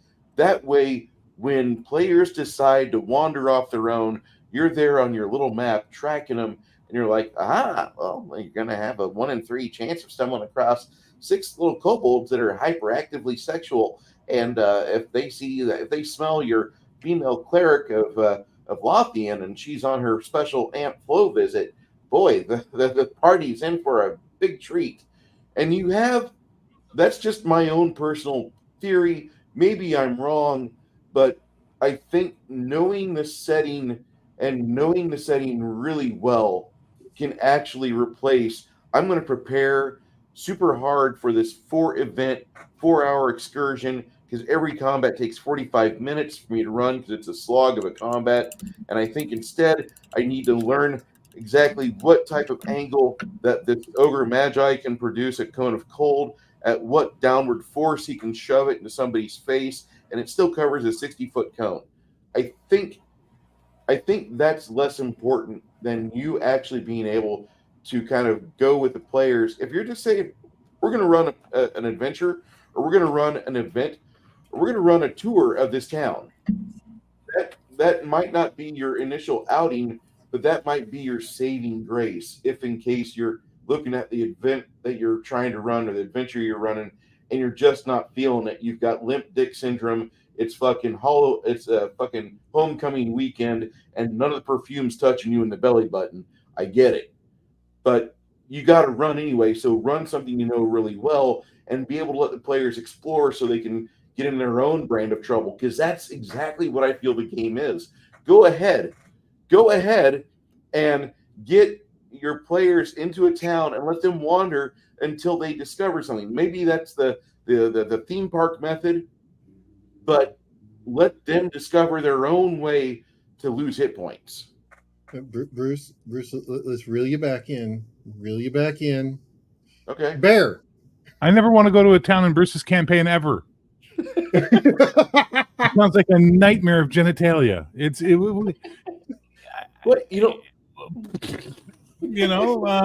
Okay, well, yeah, but he's right. Setting mastery is as important as system mastery, that's for sure. But I think ultimately this isn't what Connell, look, buddy, I love you like a play cousin. If I say anything, it's just to try and give you some support and some advice. It's not me trying to shit on you or tell you you're a bad Jim. You make money doing this. I don't. So clearly you're doing something right and I'm an idiot. But again, Kat, please know your audience, know who you're running the game for, and then more important than that, know why you're running the game. And that's probably the mistake you made. And I didn't see it. I don't know. I'm not part of this roundtable thing. It scares me now because at some point Bruce will run a game and there'll be struggle cuddle boxes and weird ice cream socials and all kinds of crazy shit going on. You can actually experience that if you watch my live plays. No, God, no. I want to sleep at night. There's a reason why it says not made for fucking kids. Yeah, or adults of a particular moral compass. I cannot tell you how many times And to think, Bear, I wanted to invite you back for superheroes. Yeah, no. Thanks. No. I don't want to hear about Captain Bad Touch and the squadron of moon fighters. I don't want to know about this.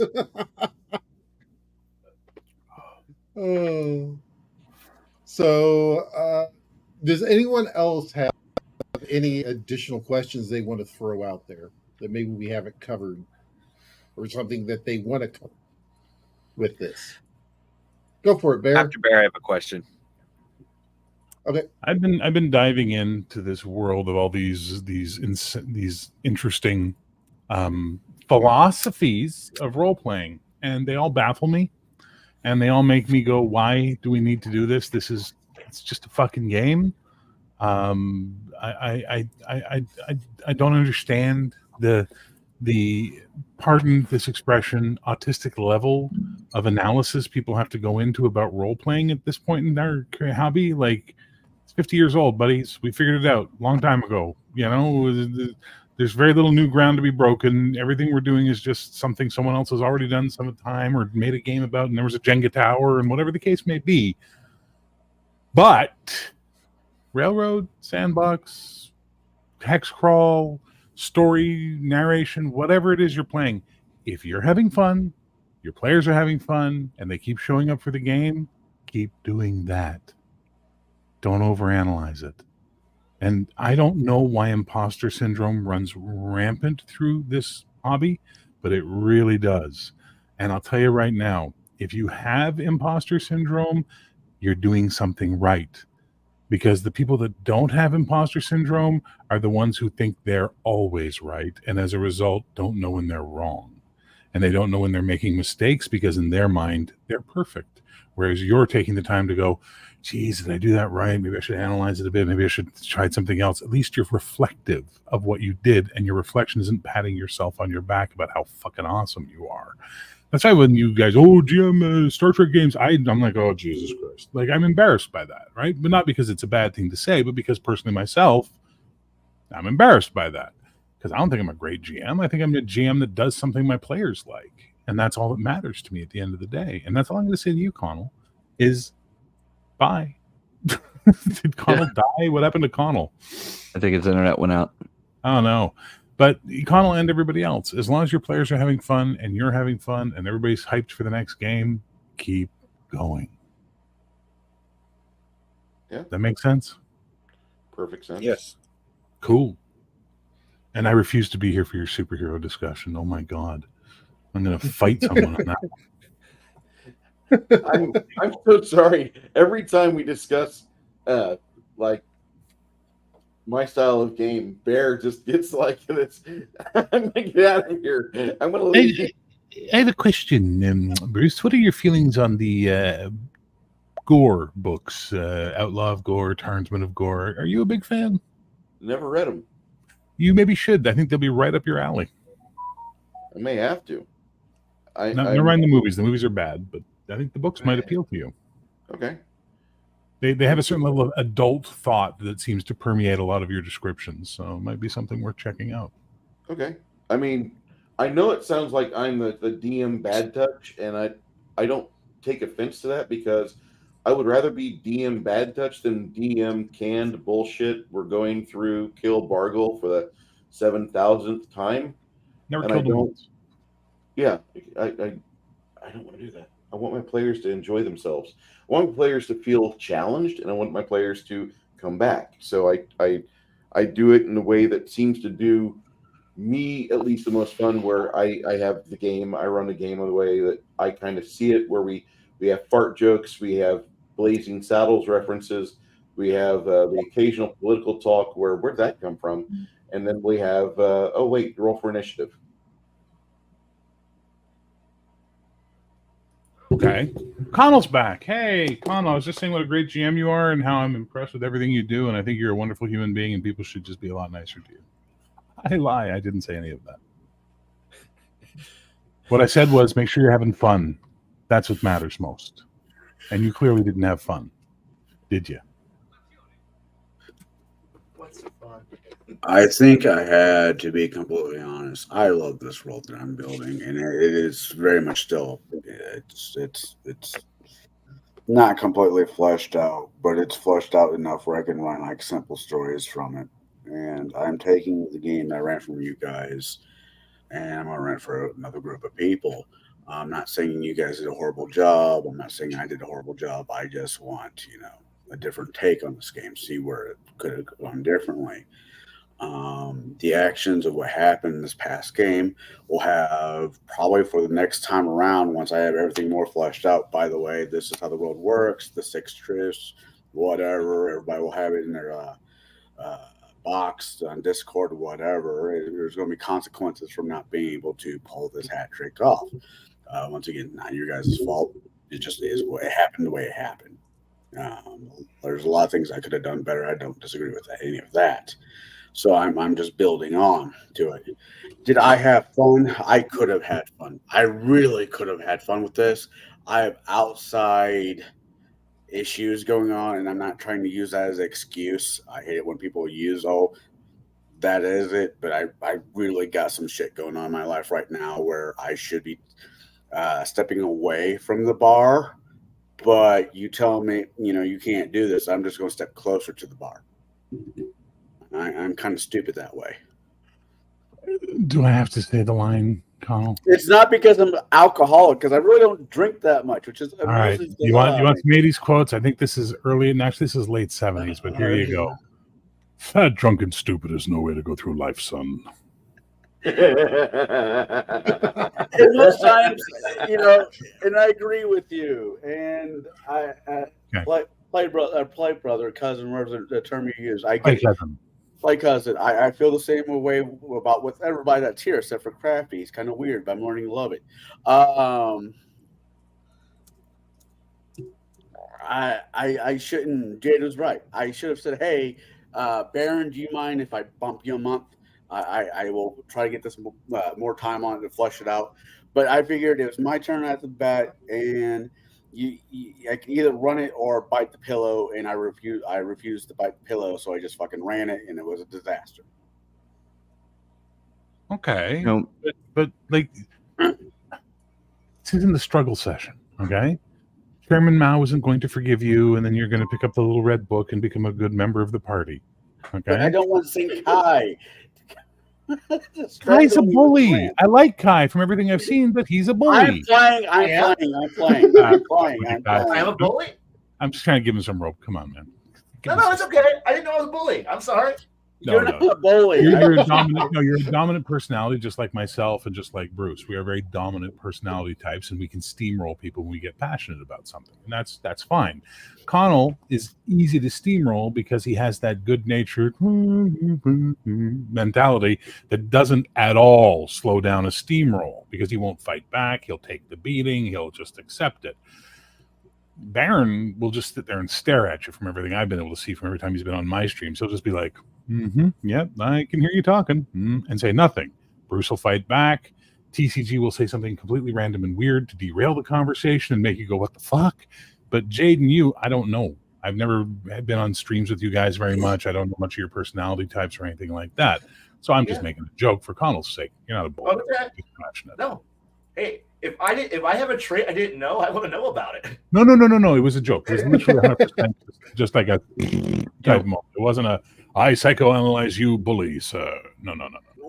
But that Connell, said, I have watched you guys shit kick the fuck out of Connell quite a bit lately. Yeah. Now, Connell, I will say that when I said, "Hey, you probably should have taken the time, to sort out your personal life," real life always comes first. And the only reason I was able to turn around a game in 48 hours over the summer is because I had quite literally already run the story once.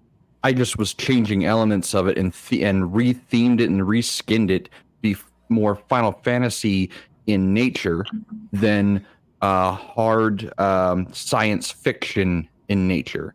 Instead of running like Gundam type mechs or hard suits, you guys were running around in the Final Fantasy 14 or Final Fantasy themed mech armor, Magitech armor.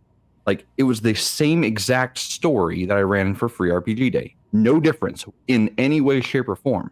It was, quite honestly, only the setting that had changed, the themed setting. That's all that I changed on it. And that's why I was able to turn around in 48 hours. So don't try to compare yourself, me, in that scenario if that's what you're thinking, because I know the way you think and some of the things that bother you. And one of those questions that you had bouncing around in there, I'm fairly certain was, if Jade can turn around and have something put together in 48 hours or less to run on camera, so can I. But there was a difference. I had already done it with an entirely different setting and theme. There was no difference in the story. I could have grabbed. I could have, would have, should have. That's what it was down to. Could have, would have, should have. So, Well, and the thing is that this is not meant to be beating up on you or anything else like that. It's more along the lines of getting you to kind of think outside the box. No, that's all it was. I don't like. That's all it is.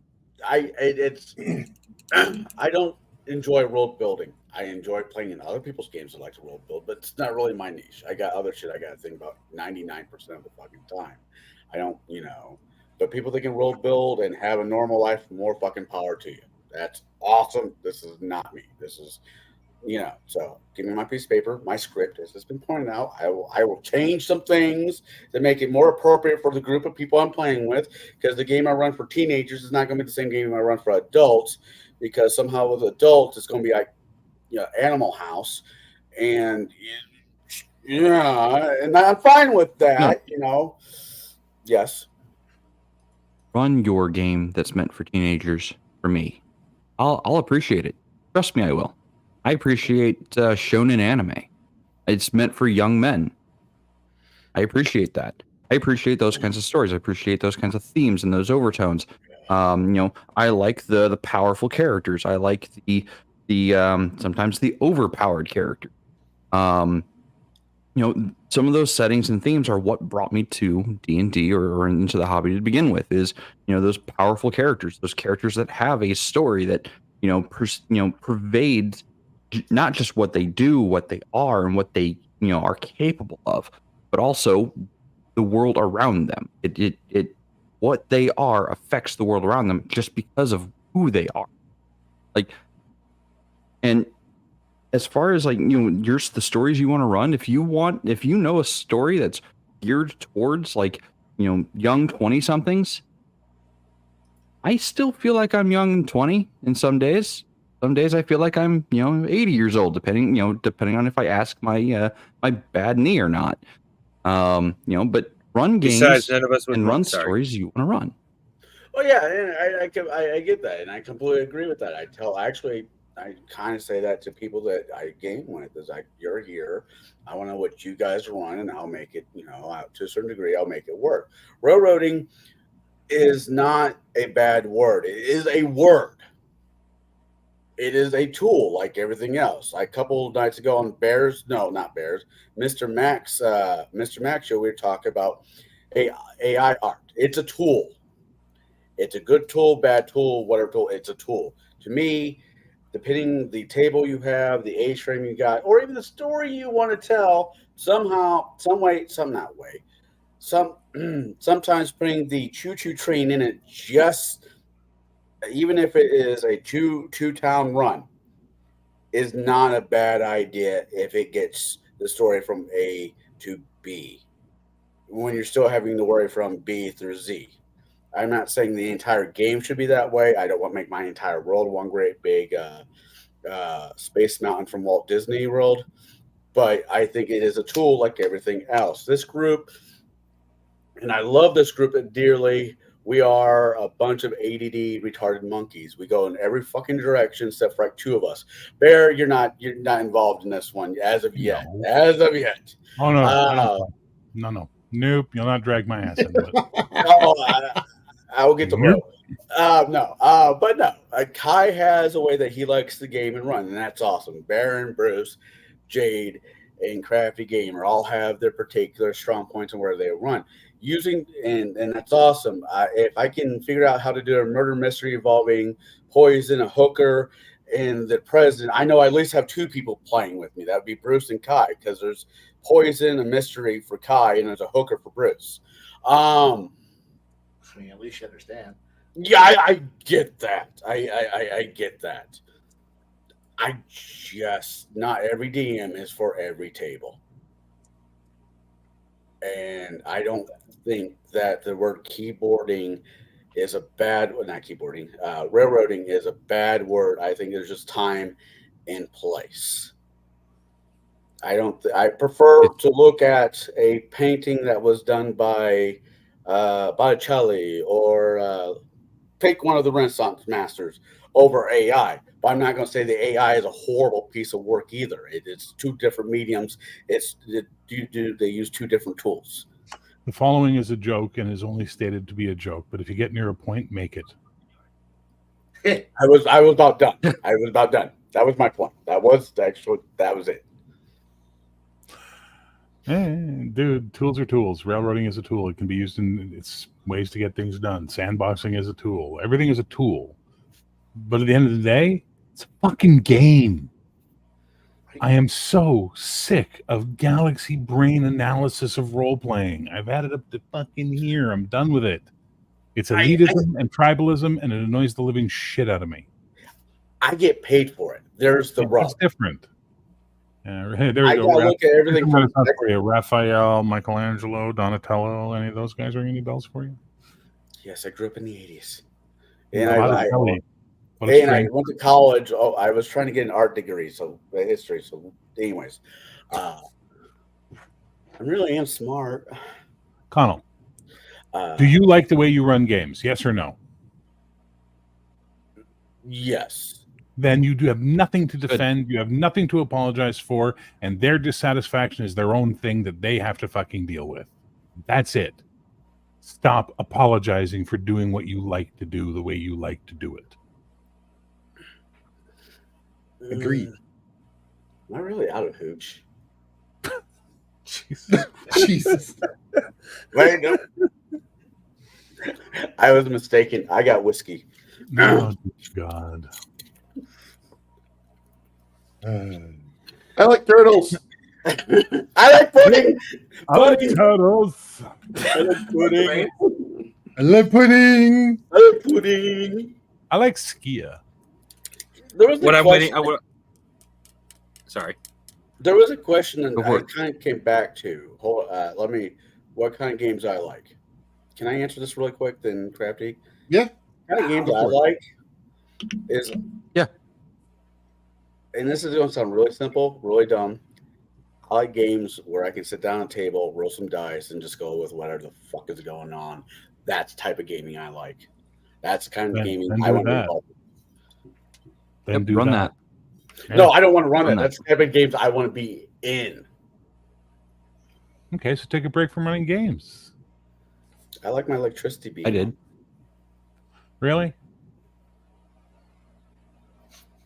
Oh, then I guess you got to make some compromises. Oh, damn it. Get some candles. In Full French, effect we candles, have also an heat. expression, okay, savoir la peine, which means is it worth the effort? Is the pain that I'm going to get from doing this of value to me? And that's something you need to reflect on, my friend. I How many bottles has he got? it kind of The earlier statement about fat, drunk, and stupid. Now I'm the book. No way to go through life, son. you do have a resource that you could tap.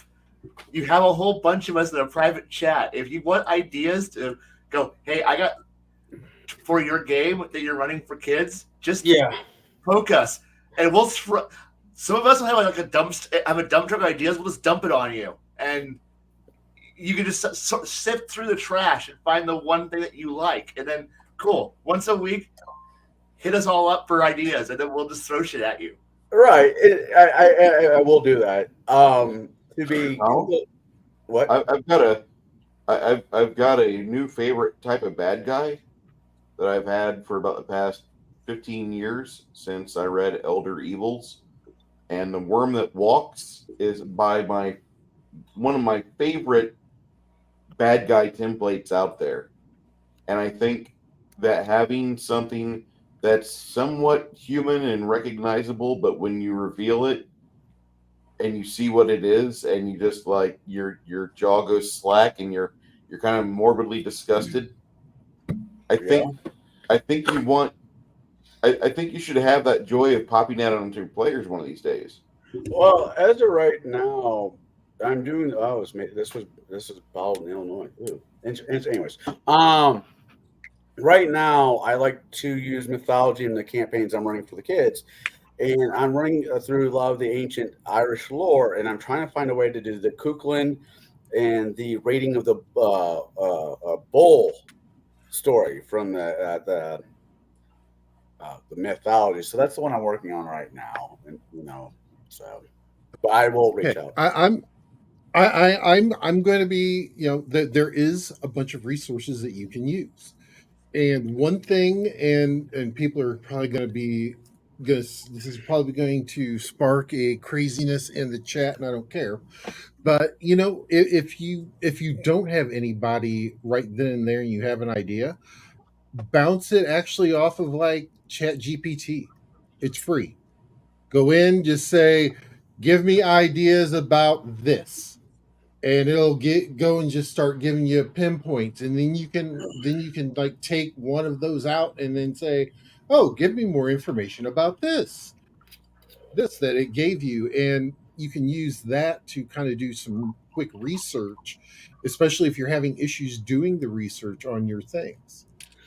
Because I know that a lot of people do that not only with in order to get ideas, but they use like the picture ways to help dig in and help them start to write lore and things along those lines. I'm not one to point. About. Never would. Yeah, I don't. I don't know anyone who does that. No, never. And Janet, I'm not saying the AI can write his games, but it can give him that spark of inspiration. You can write adventures for you. You can give you your beats. Have you ever seen an AI try to write something like that? Yes. Someone showed me an unaltered version on Discord. I forgot which Discord now. It's like, I can't remember the exact verbiage. It's like, yeah, that. Okay. I could work with that as is, but it'll make little sense. So again, you guys need to understand AI's come a long way in 6 months. And just like it doesn't tend to add 18 fingers to people anymore, it's gotten much better at having conversations with you about the type of game you're running or an adventure idea. And it gives you stuff. And then you can say, you know what, this is neat, but I want to change this, this, and this. So it changes it for you. It's actually a very useful writing tool in that sense of fleshing out an idea and getting ideas that aren't your own bounced, and then you can cultivate them and move them. It couldn't write a fucking script a year ago. Now it can write a whole movie, and it's really disturbing how good it's gotten at it. But you still, as a human, are going to need to edit it all to make it have a little more humanity to it. But other than that, Connell, are you dead? No. Okay, because you were just like, your head down, eyes closed. I'm like okay. I said, I'm mentally. Okay, who lives close to Connell? Just really quick, because I know some of you guys know him. Cool. Can you make sure in the morning he's alive, please, and let us all know? I'll be fine. You shut up. You shut up. You're done talking, drunkie. Can you guys make sure? All right, I'm just going to be bouncer boy with him right now. Shush. Go stand in the corner and think about all the mistakes you made in life. Can someone please check in on him in the morning and make sure he's okay and let us know? Because I'm now legitimately worried about this guy. Cool. Thank you. With the exception of Crafting and myself, the rest of those 4 individuals live within 20 minutes of each other. Fair? Cool. This is about as regional as it gets for panels. I mean, as far as AI tools go, like I'm even using AI to help me write my different races, or not races, but my different clans of peoples for my Bronze Era game or my setting. Like I've kind of hit the wall, and I'm kind of almost out of ideas for some of my Bronze Age tribes. And I'm like, this is the theme of the tribe. Like, this is kind of what they do. But I need more. So I run to an AI tool to, help give me more based on what I've already written. I'm like, I just plug it in. I'm like, do something with it. If it's something bad, I'm like, I like that, or I don't like that. Do it again. But with this, you've given me an idea, do it again with this. And it, regurgitates something back. And I'm like, yes or no. And I keep going. I keep refining it into the point where I'm like, yeah, passable. Now I'm going to take it and edit it how I want. Exactly.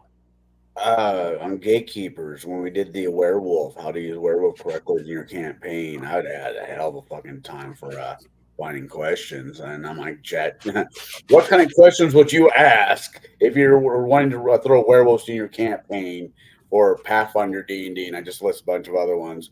And the questions I got from chat, whatever the fuck it's called, weren't that shabby. Actually, they were really good.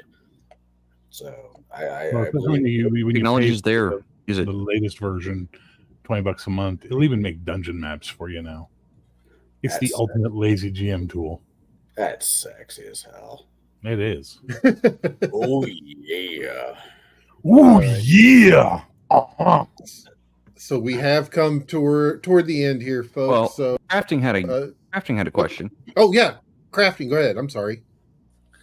Oh, the question. Yeah, I had a couple things I had to say, but most of those were jokes. But the question I had earlier was, how often do you guys just, for lack of a better term, barf everything up out of nowhere? Like an excellent example is the barrels of liquid sun gems from my game. When Connell found that room, I had absolutely no idea what was in there. The concept of that stuff did not exist. Even the idea of it causing a war did not exist until I just blurted it all out for you guys. Desperation is the mother of invention, sir. I call those moments hold my beer moments. Because I'm about ready to do something really cool or really fucking stupid. Let's see how this works out. That's not really helping my college person not sounding like an alcoholic, but that's a perfect example. Honestly, so I mean, I don't really plan out the peripheral material at all. Whatever happens, happens.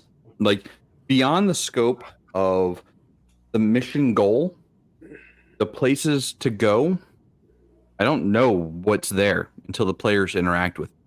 I'll set the scene, sure. I might even give like the different features that are in the scene.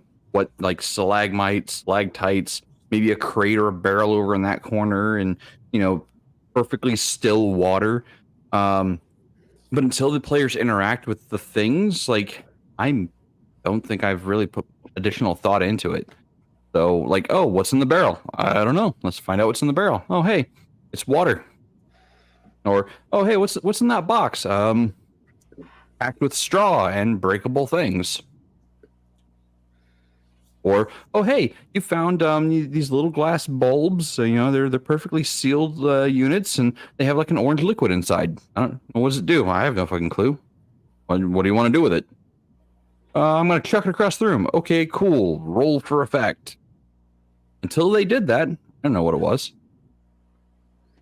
That's why I like fucking random tables. I mean, I know a lot of people are getting want to get You away don't even from need random tables. Just pull it off the top of your head. Pull it out of your ass. Doesn't really matter.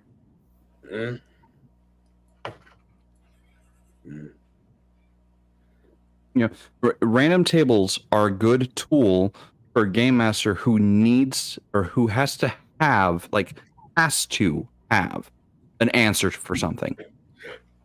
You don't always need to have an answer, or like a pre-prepared answer. Like if you don't need to have a pre-prepared answer, whatever comes off the top of your head, guess what? That's what it is. And until the players interact with it, they won't know. You won't know. It'll seem like it's always been there. I think that's more of a beneficial for house game versus store games, because I have to write on a piece of paper what everybody gets and where it came from and source shit. So, yeah, it's You know what I did during? Go ahead. No, Connell. I have 100%. I have already written out the full TOE and everything. It's all no, fuck no. I just write shit down, man. Do you know what I did for Free RPG Day the 3 times I ran that same story? Every time someone went in there and into the group and they went rummaging through the weapons locker, it was a completely different item than it was the previous game. Entirely. I mean, off the top of my head. When they started rummaging through the junkyard, like, oh, we're just looking through the junkyard. Okay, you're looking through the junkyard. Give me a percentile roll. Awesome. You found I don't know why this is here, but a booster rocket. Good job. What can the booster rocket do? B game? What? I mean, it was a mech. It was they were running around in mech suits. Bad So- joke. Well, there was an opportunity to pull a dirty magazine. I remember that was an option. Yeah, Anyways, that was a table I made off the top of my head too. Speaking of tables, there's a link in the chat. You Dungeon Masters, go over there and subscribe to this guy. This is Creighton Broadhurst. He is probably the biggest Chad of GMs out there. I'm so thankful that he has put off writing his magnum opus of 10 books, which would absolutely drop your panties and make you hard-nipped and wet waiting for his next one. Instead, he writes RPG books that are fucking useful. Here, he has a whole bunch of stuff. Along with this, he has links, talks about session indexes, talks about other posts. But this is a guy that runs Raging Swan Press. Raging Swan Press has a free setting called The Lonely Coast, which is probably the best idea shaker you've never read, if you've not read it. But this fellow, subscribe to this guy, let him give you emails, and your games will improve. You will be a thought-provoking Tyrannosaurus. There you go. Just like me. all right, Jesse. Waiting for someone to do it. Don't go. When the joke's on the table, you got to take the joke. That's how we did it in the Navy SEALs. In the Baja, it's how I run my life. And WW I was in WWN with Nerd's Nerd. She didn't lose her legs there, that's for sure. outside Putang. It was pinned down outside Poontang. She got me out. It was quite nice. I went on to become the governor of Minnesota. Oh, okay. I think we've kind of beaten this horse to death. Connell's not a Next horse. week- He's a human being. Good God. Leave Connell alone. No, he's not. He's a donkey. We're going to get Connell set up with Stream Elements here pretty soon so he can get his account linked to it. And whenever somebody's like, you know what, Connell, you deserve a coffee and a biscotti, they can just wire him the money right then and there, and he can go cash that out and go get that coffee and a biscotti. Because that's what you fucking need, young man. Rather it be Well, a it's beer. literally starting to get to a point that every time we pick on Connell, we need to put like 5 cents into like a swear jar type thing. That's how often we do it now. Da-dun, dun, da-dun. Wait. No. See, when we want to pick on Connell, we'll just do something like that, and then it's all good because then he just gets removed, and then it's okay. Then he comes back and tells us how he really feels. I think he wants to throw up. Connell, Yeah. I hope you get some good rest, man. You look like you need it. Yeah. So Yeah. next week we're going to be doing a little deep dive into a genre that some of us really enjoy, some of us not so much, but it's going to be a Western deep dive. So cowboys, Indians, and all kinds of fun stuff. Maybe even look at some of the Weird West type stuff too in that. You know, that's kind of cool. So 'cause I definitely got make this sure- brand new game called Cattle Punchers. Pickle Rick made it. I mean, cowpunchers that Yeah. not yeah. Basic Expert and Vic. Yeah. Hell yeah. Yep. I love that. So yeah, make sure you do join us for that. So we'll go around, see what everyone's got going on. What do you got going on this week? Me? I have no clue yet. I meant to have an episode of Gatekeepers last night, but unfortunately, life has kicked me in the dick so hard that, I can't get everything that I want sorted out. When life turns that dick kicker up to 12, it's a really bad time. So I'm still trying to get stuff sorted out, and trying to come up with topics and ideas and questions to ask for gatekeepers. If you're not familiar with gatekeepers, we are a panel of game masters who typically we prefer to take a question, typically from an audience member or from people out in either YouTube or our Discord. When someone has, hey, I'm looking for advice on X, Y, and Z. That's what we actually really like to do, is give 6 different game masters advice on X, Y, and Z. So if you have questions about specific things at your table or at another table you've seen, feel free to either post here on any one of these channels. I'll try to read through it, or tag me at Jade Duo, and I'll see if I can get it into one of our episodes and get some advice or some questions answered. And I try to be system agnostic. All right. Crafting Gamer, what do you got coming up this week? This week, I will be having my video on the final thoughts of the RDF manual for the Palladium Robotech game. And, well, I produced 2 videos today, but they're real brief, just talking about the February Gundam Challenge and my March of the Necron March painting challenge. Hi. Anything coming up this week? I think we did the musings last week. Any thing that we can look forward to in Bruce's Discord from the brain of Kai? This is an off week. I'm just writing whatever I feel like I write. My journal.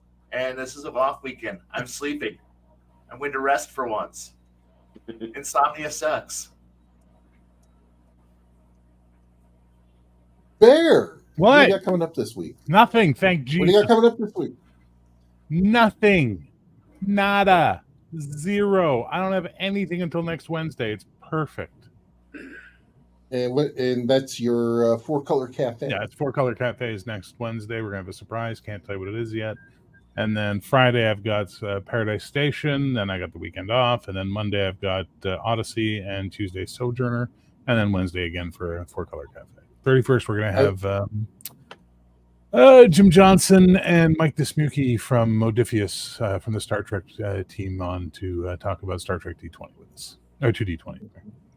Nice. Yeah, I catched the latest episode of Odyssey and Sojourner this past week, and they were really good.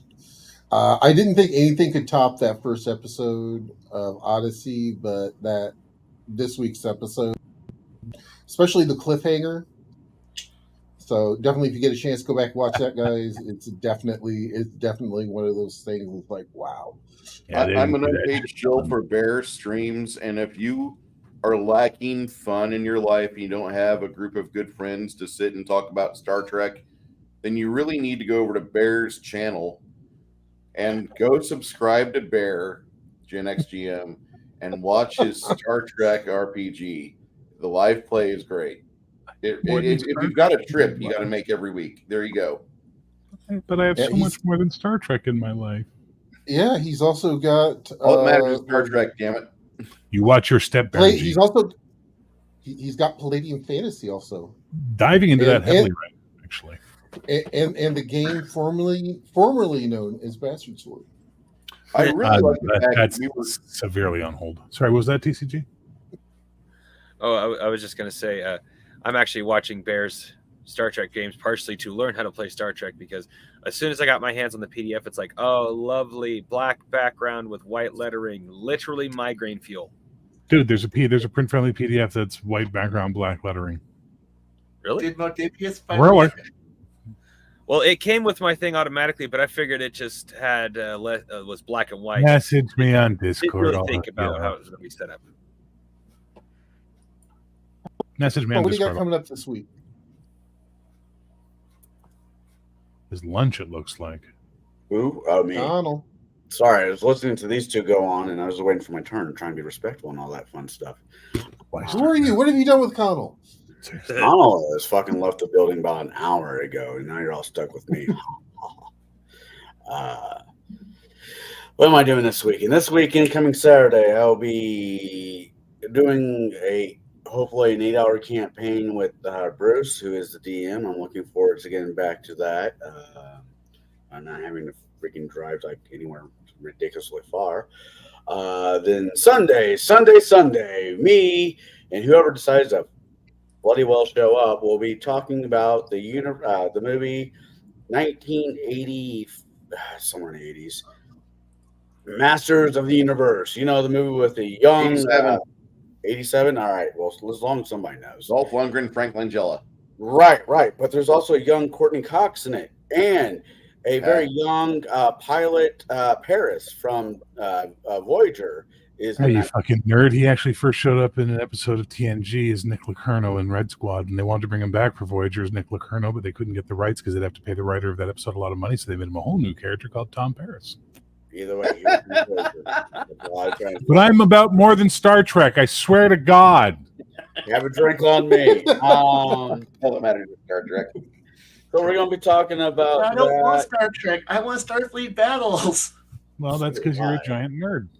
I am a giant nerd. Well, there you go. Have you ever heard of a role-playing game called Prime Directive? Yeah. Yes. I've got it. The original or GURPS or D20? No, I had the Task Force game version. Yeah. The Red Book? Yeah. The TriStat system? Yes. It's an amazing fucking game. I ran it for 3 years. Great system. I almost had to I was required to buy Module M for the Marine manual, so that way I could have all the ship floor plans. God, I want to run Modifius Star Trek, but use Starfleet Battles floor plans for everything. Starting this month, me and Mark from my channel will be doing a sideshow where we were reviewing the Dresden Files novel. We've already basically talked about the first 3. We'll be doing Summer Night. That's coming up as well. And that's about it, because that's all I really have time for anymore. All right. Bruce. Saturday. If you like high-level Pathfinder live plays, then you need to swing over to my channel at 12:30 Central Standard, because that's when I'm going to be trying to get everybody together in Discord so we can get together all at once. Come on, let's go, Let's go. Open a window, Bruce. Jesus Christ. Get some air in there. The paint fumes, they got to him again. Hold on. We've got a game that's been on hold for like 3 game days because of the holidays. So when I say I'm fiending for a game, it's not really against the Alpha group. I love the Alpha group. It's that I've had this other group for like 4 years. So I'm very happy to be going back to it, and I can't wait for that day. Saturday's going to be awesome. Then Sunday, me and Janet are gathering our party before we adventure forth into the wonderful viewing world of the McMartin trial with James Woods. Indictment, the McMartin trial, is a movie we're discussing on Monday night, but we show it off in Discord the day before. And we also watched 2 episodes of Star Trek Continues as a group, because Star Trek Continues is fucking awesome. And if you haven't watched Star Trek Continues, and what the fuck are you doing with your life? I mean, fuck. They got James Doohan's kid there playing Scotty. Most authentic Scotty impersonation I've ever seen. They could be working, raising their children. There's lots of things they could be doing with their life, man. Fuck them kids. Where's all this hate come from, Bruce? Why are you so angry? Who touched you? This kid's going to do nothing but just... I'm sorry. Did Kai hurt you? No. I'm telling you, on Sundays, what matters is getting in Discord and hanging out with friends and having fart jokes, discussing important things like Blazing Saddles and why does Evil Lynn smell like a bad blueberry muffin. I'm sorry. So, and then Janet, we're gonna have Janet probably bring in one of her sisters, and nobody will get a word in edgewise, because when 2 of them are together, it's like 90 decibels of just a gibbering mouther going at it, arguing with itself. It's great. And when there's three sisters together, it's just amazing. You'll never get a word in edgewise. We're hoping Janet we're Sisko's aiming amazing. high. I'm sorry, Janet. Love you. Monday night, we're doing the discussion on Indictment, the McMartin trial. I'm looking forward to this because it looks like a very serious film, and it does pair up with a lot of things that have happened lately. And we're not going to discuss that because this is Table Breakers. My name's Bruce. Thank you for being here tonight. And go ahead, Garrett. All right, everyone. Thank you very much for joining us. Time is a finite resource. We definitely thank you for taking a little bit of that resource and using it with us tonight. Make sure you join us next week at 7:30 Central. And I look forward to seeing everyone back. I'd like to also thank Bear, the Gen X GM, for joining us tonight. We definitely appreciate it. And why don't you go ahead and give us your sign off? Oh, peace, love, and geek, man. Peace, love, geek. That's all we need. We'll be fine. Thanks for having me on. Bye, All you everybody. need is a bag of weed.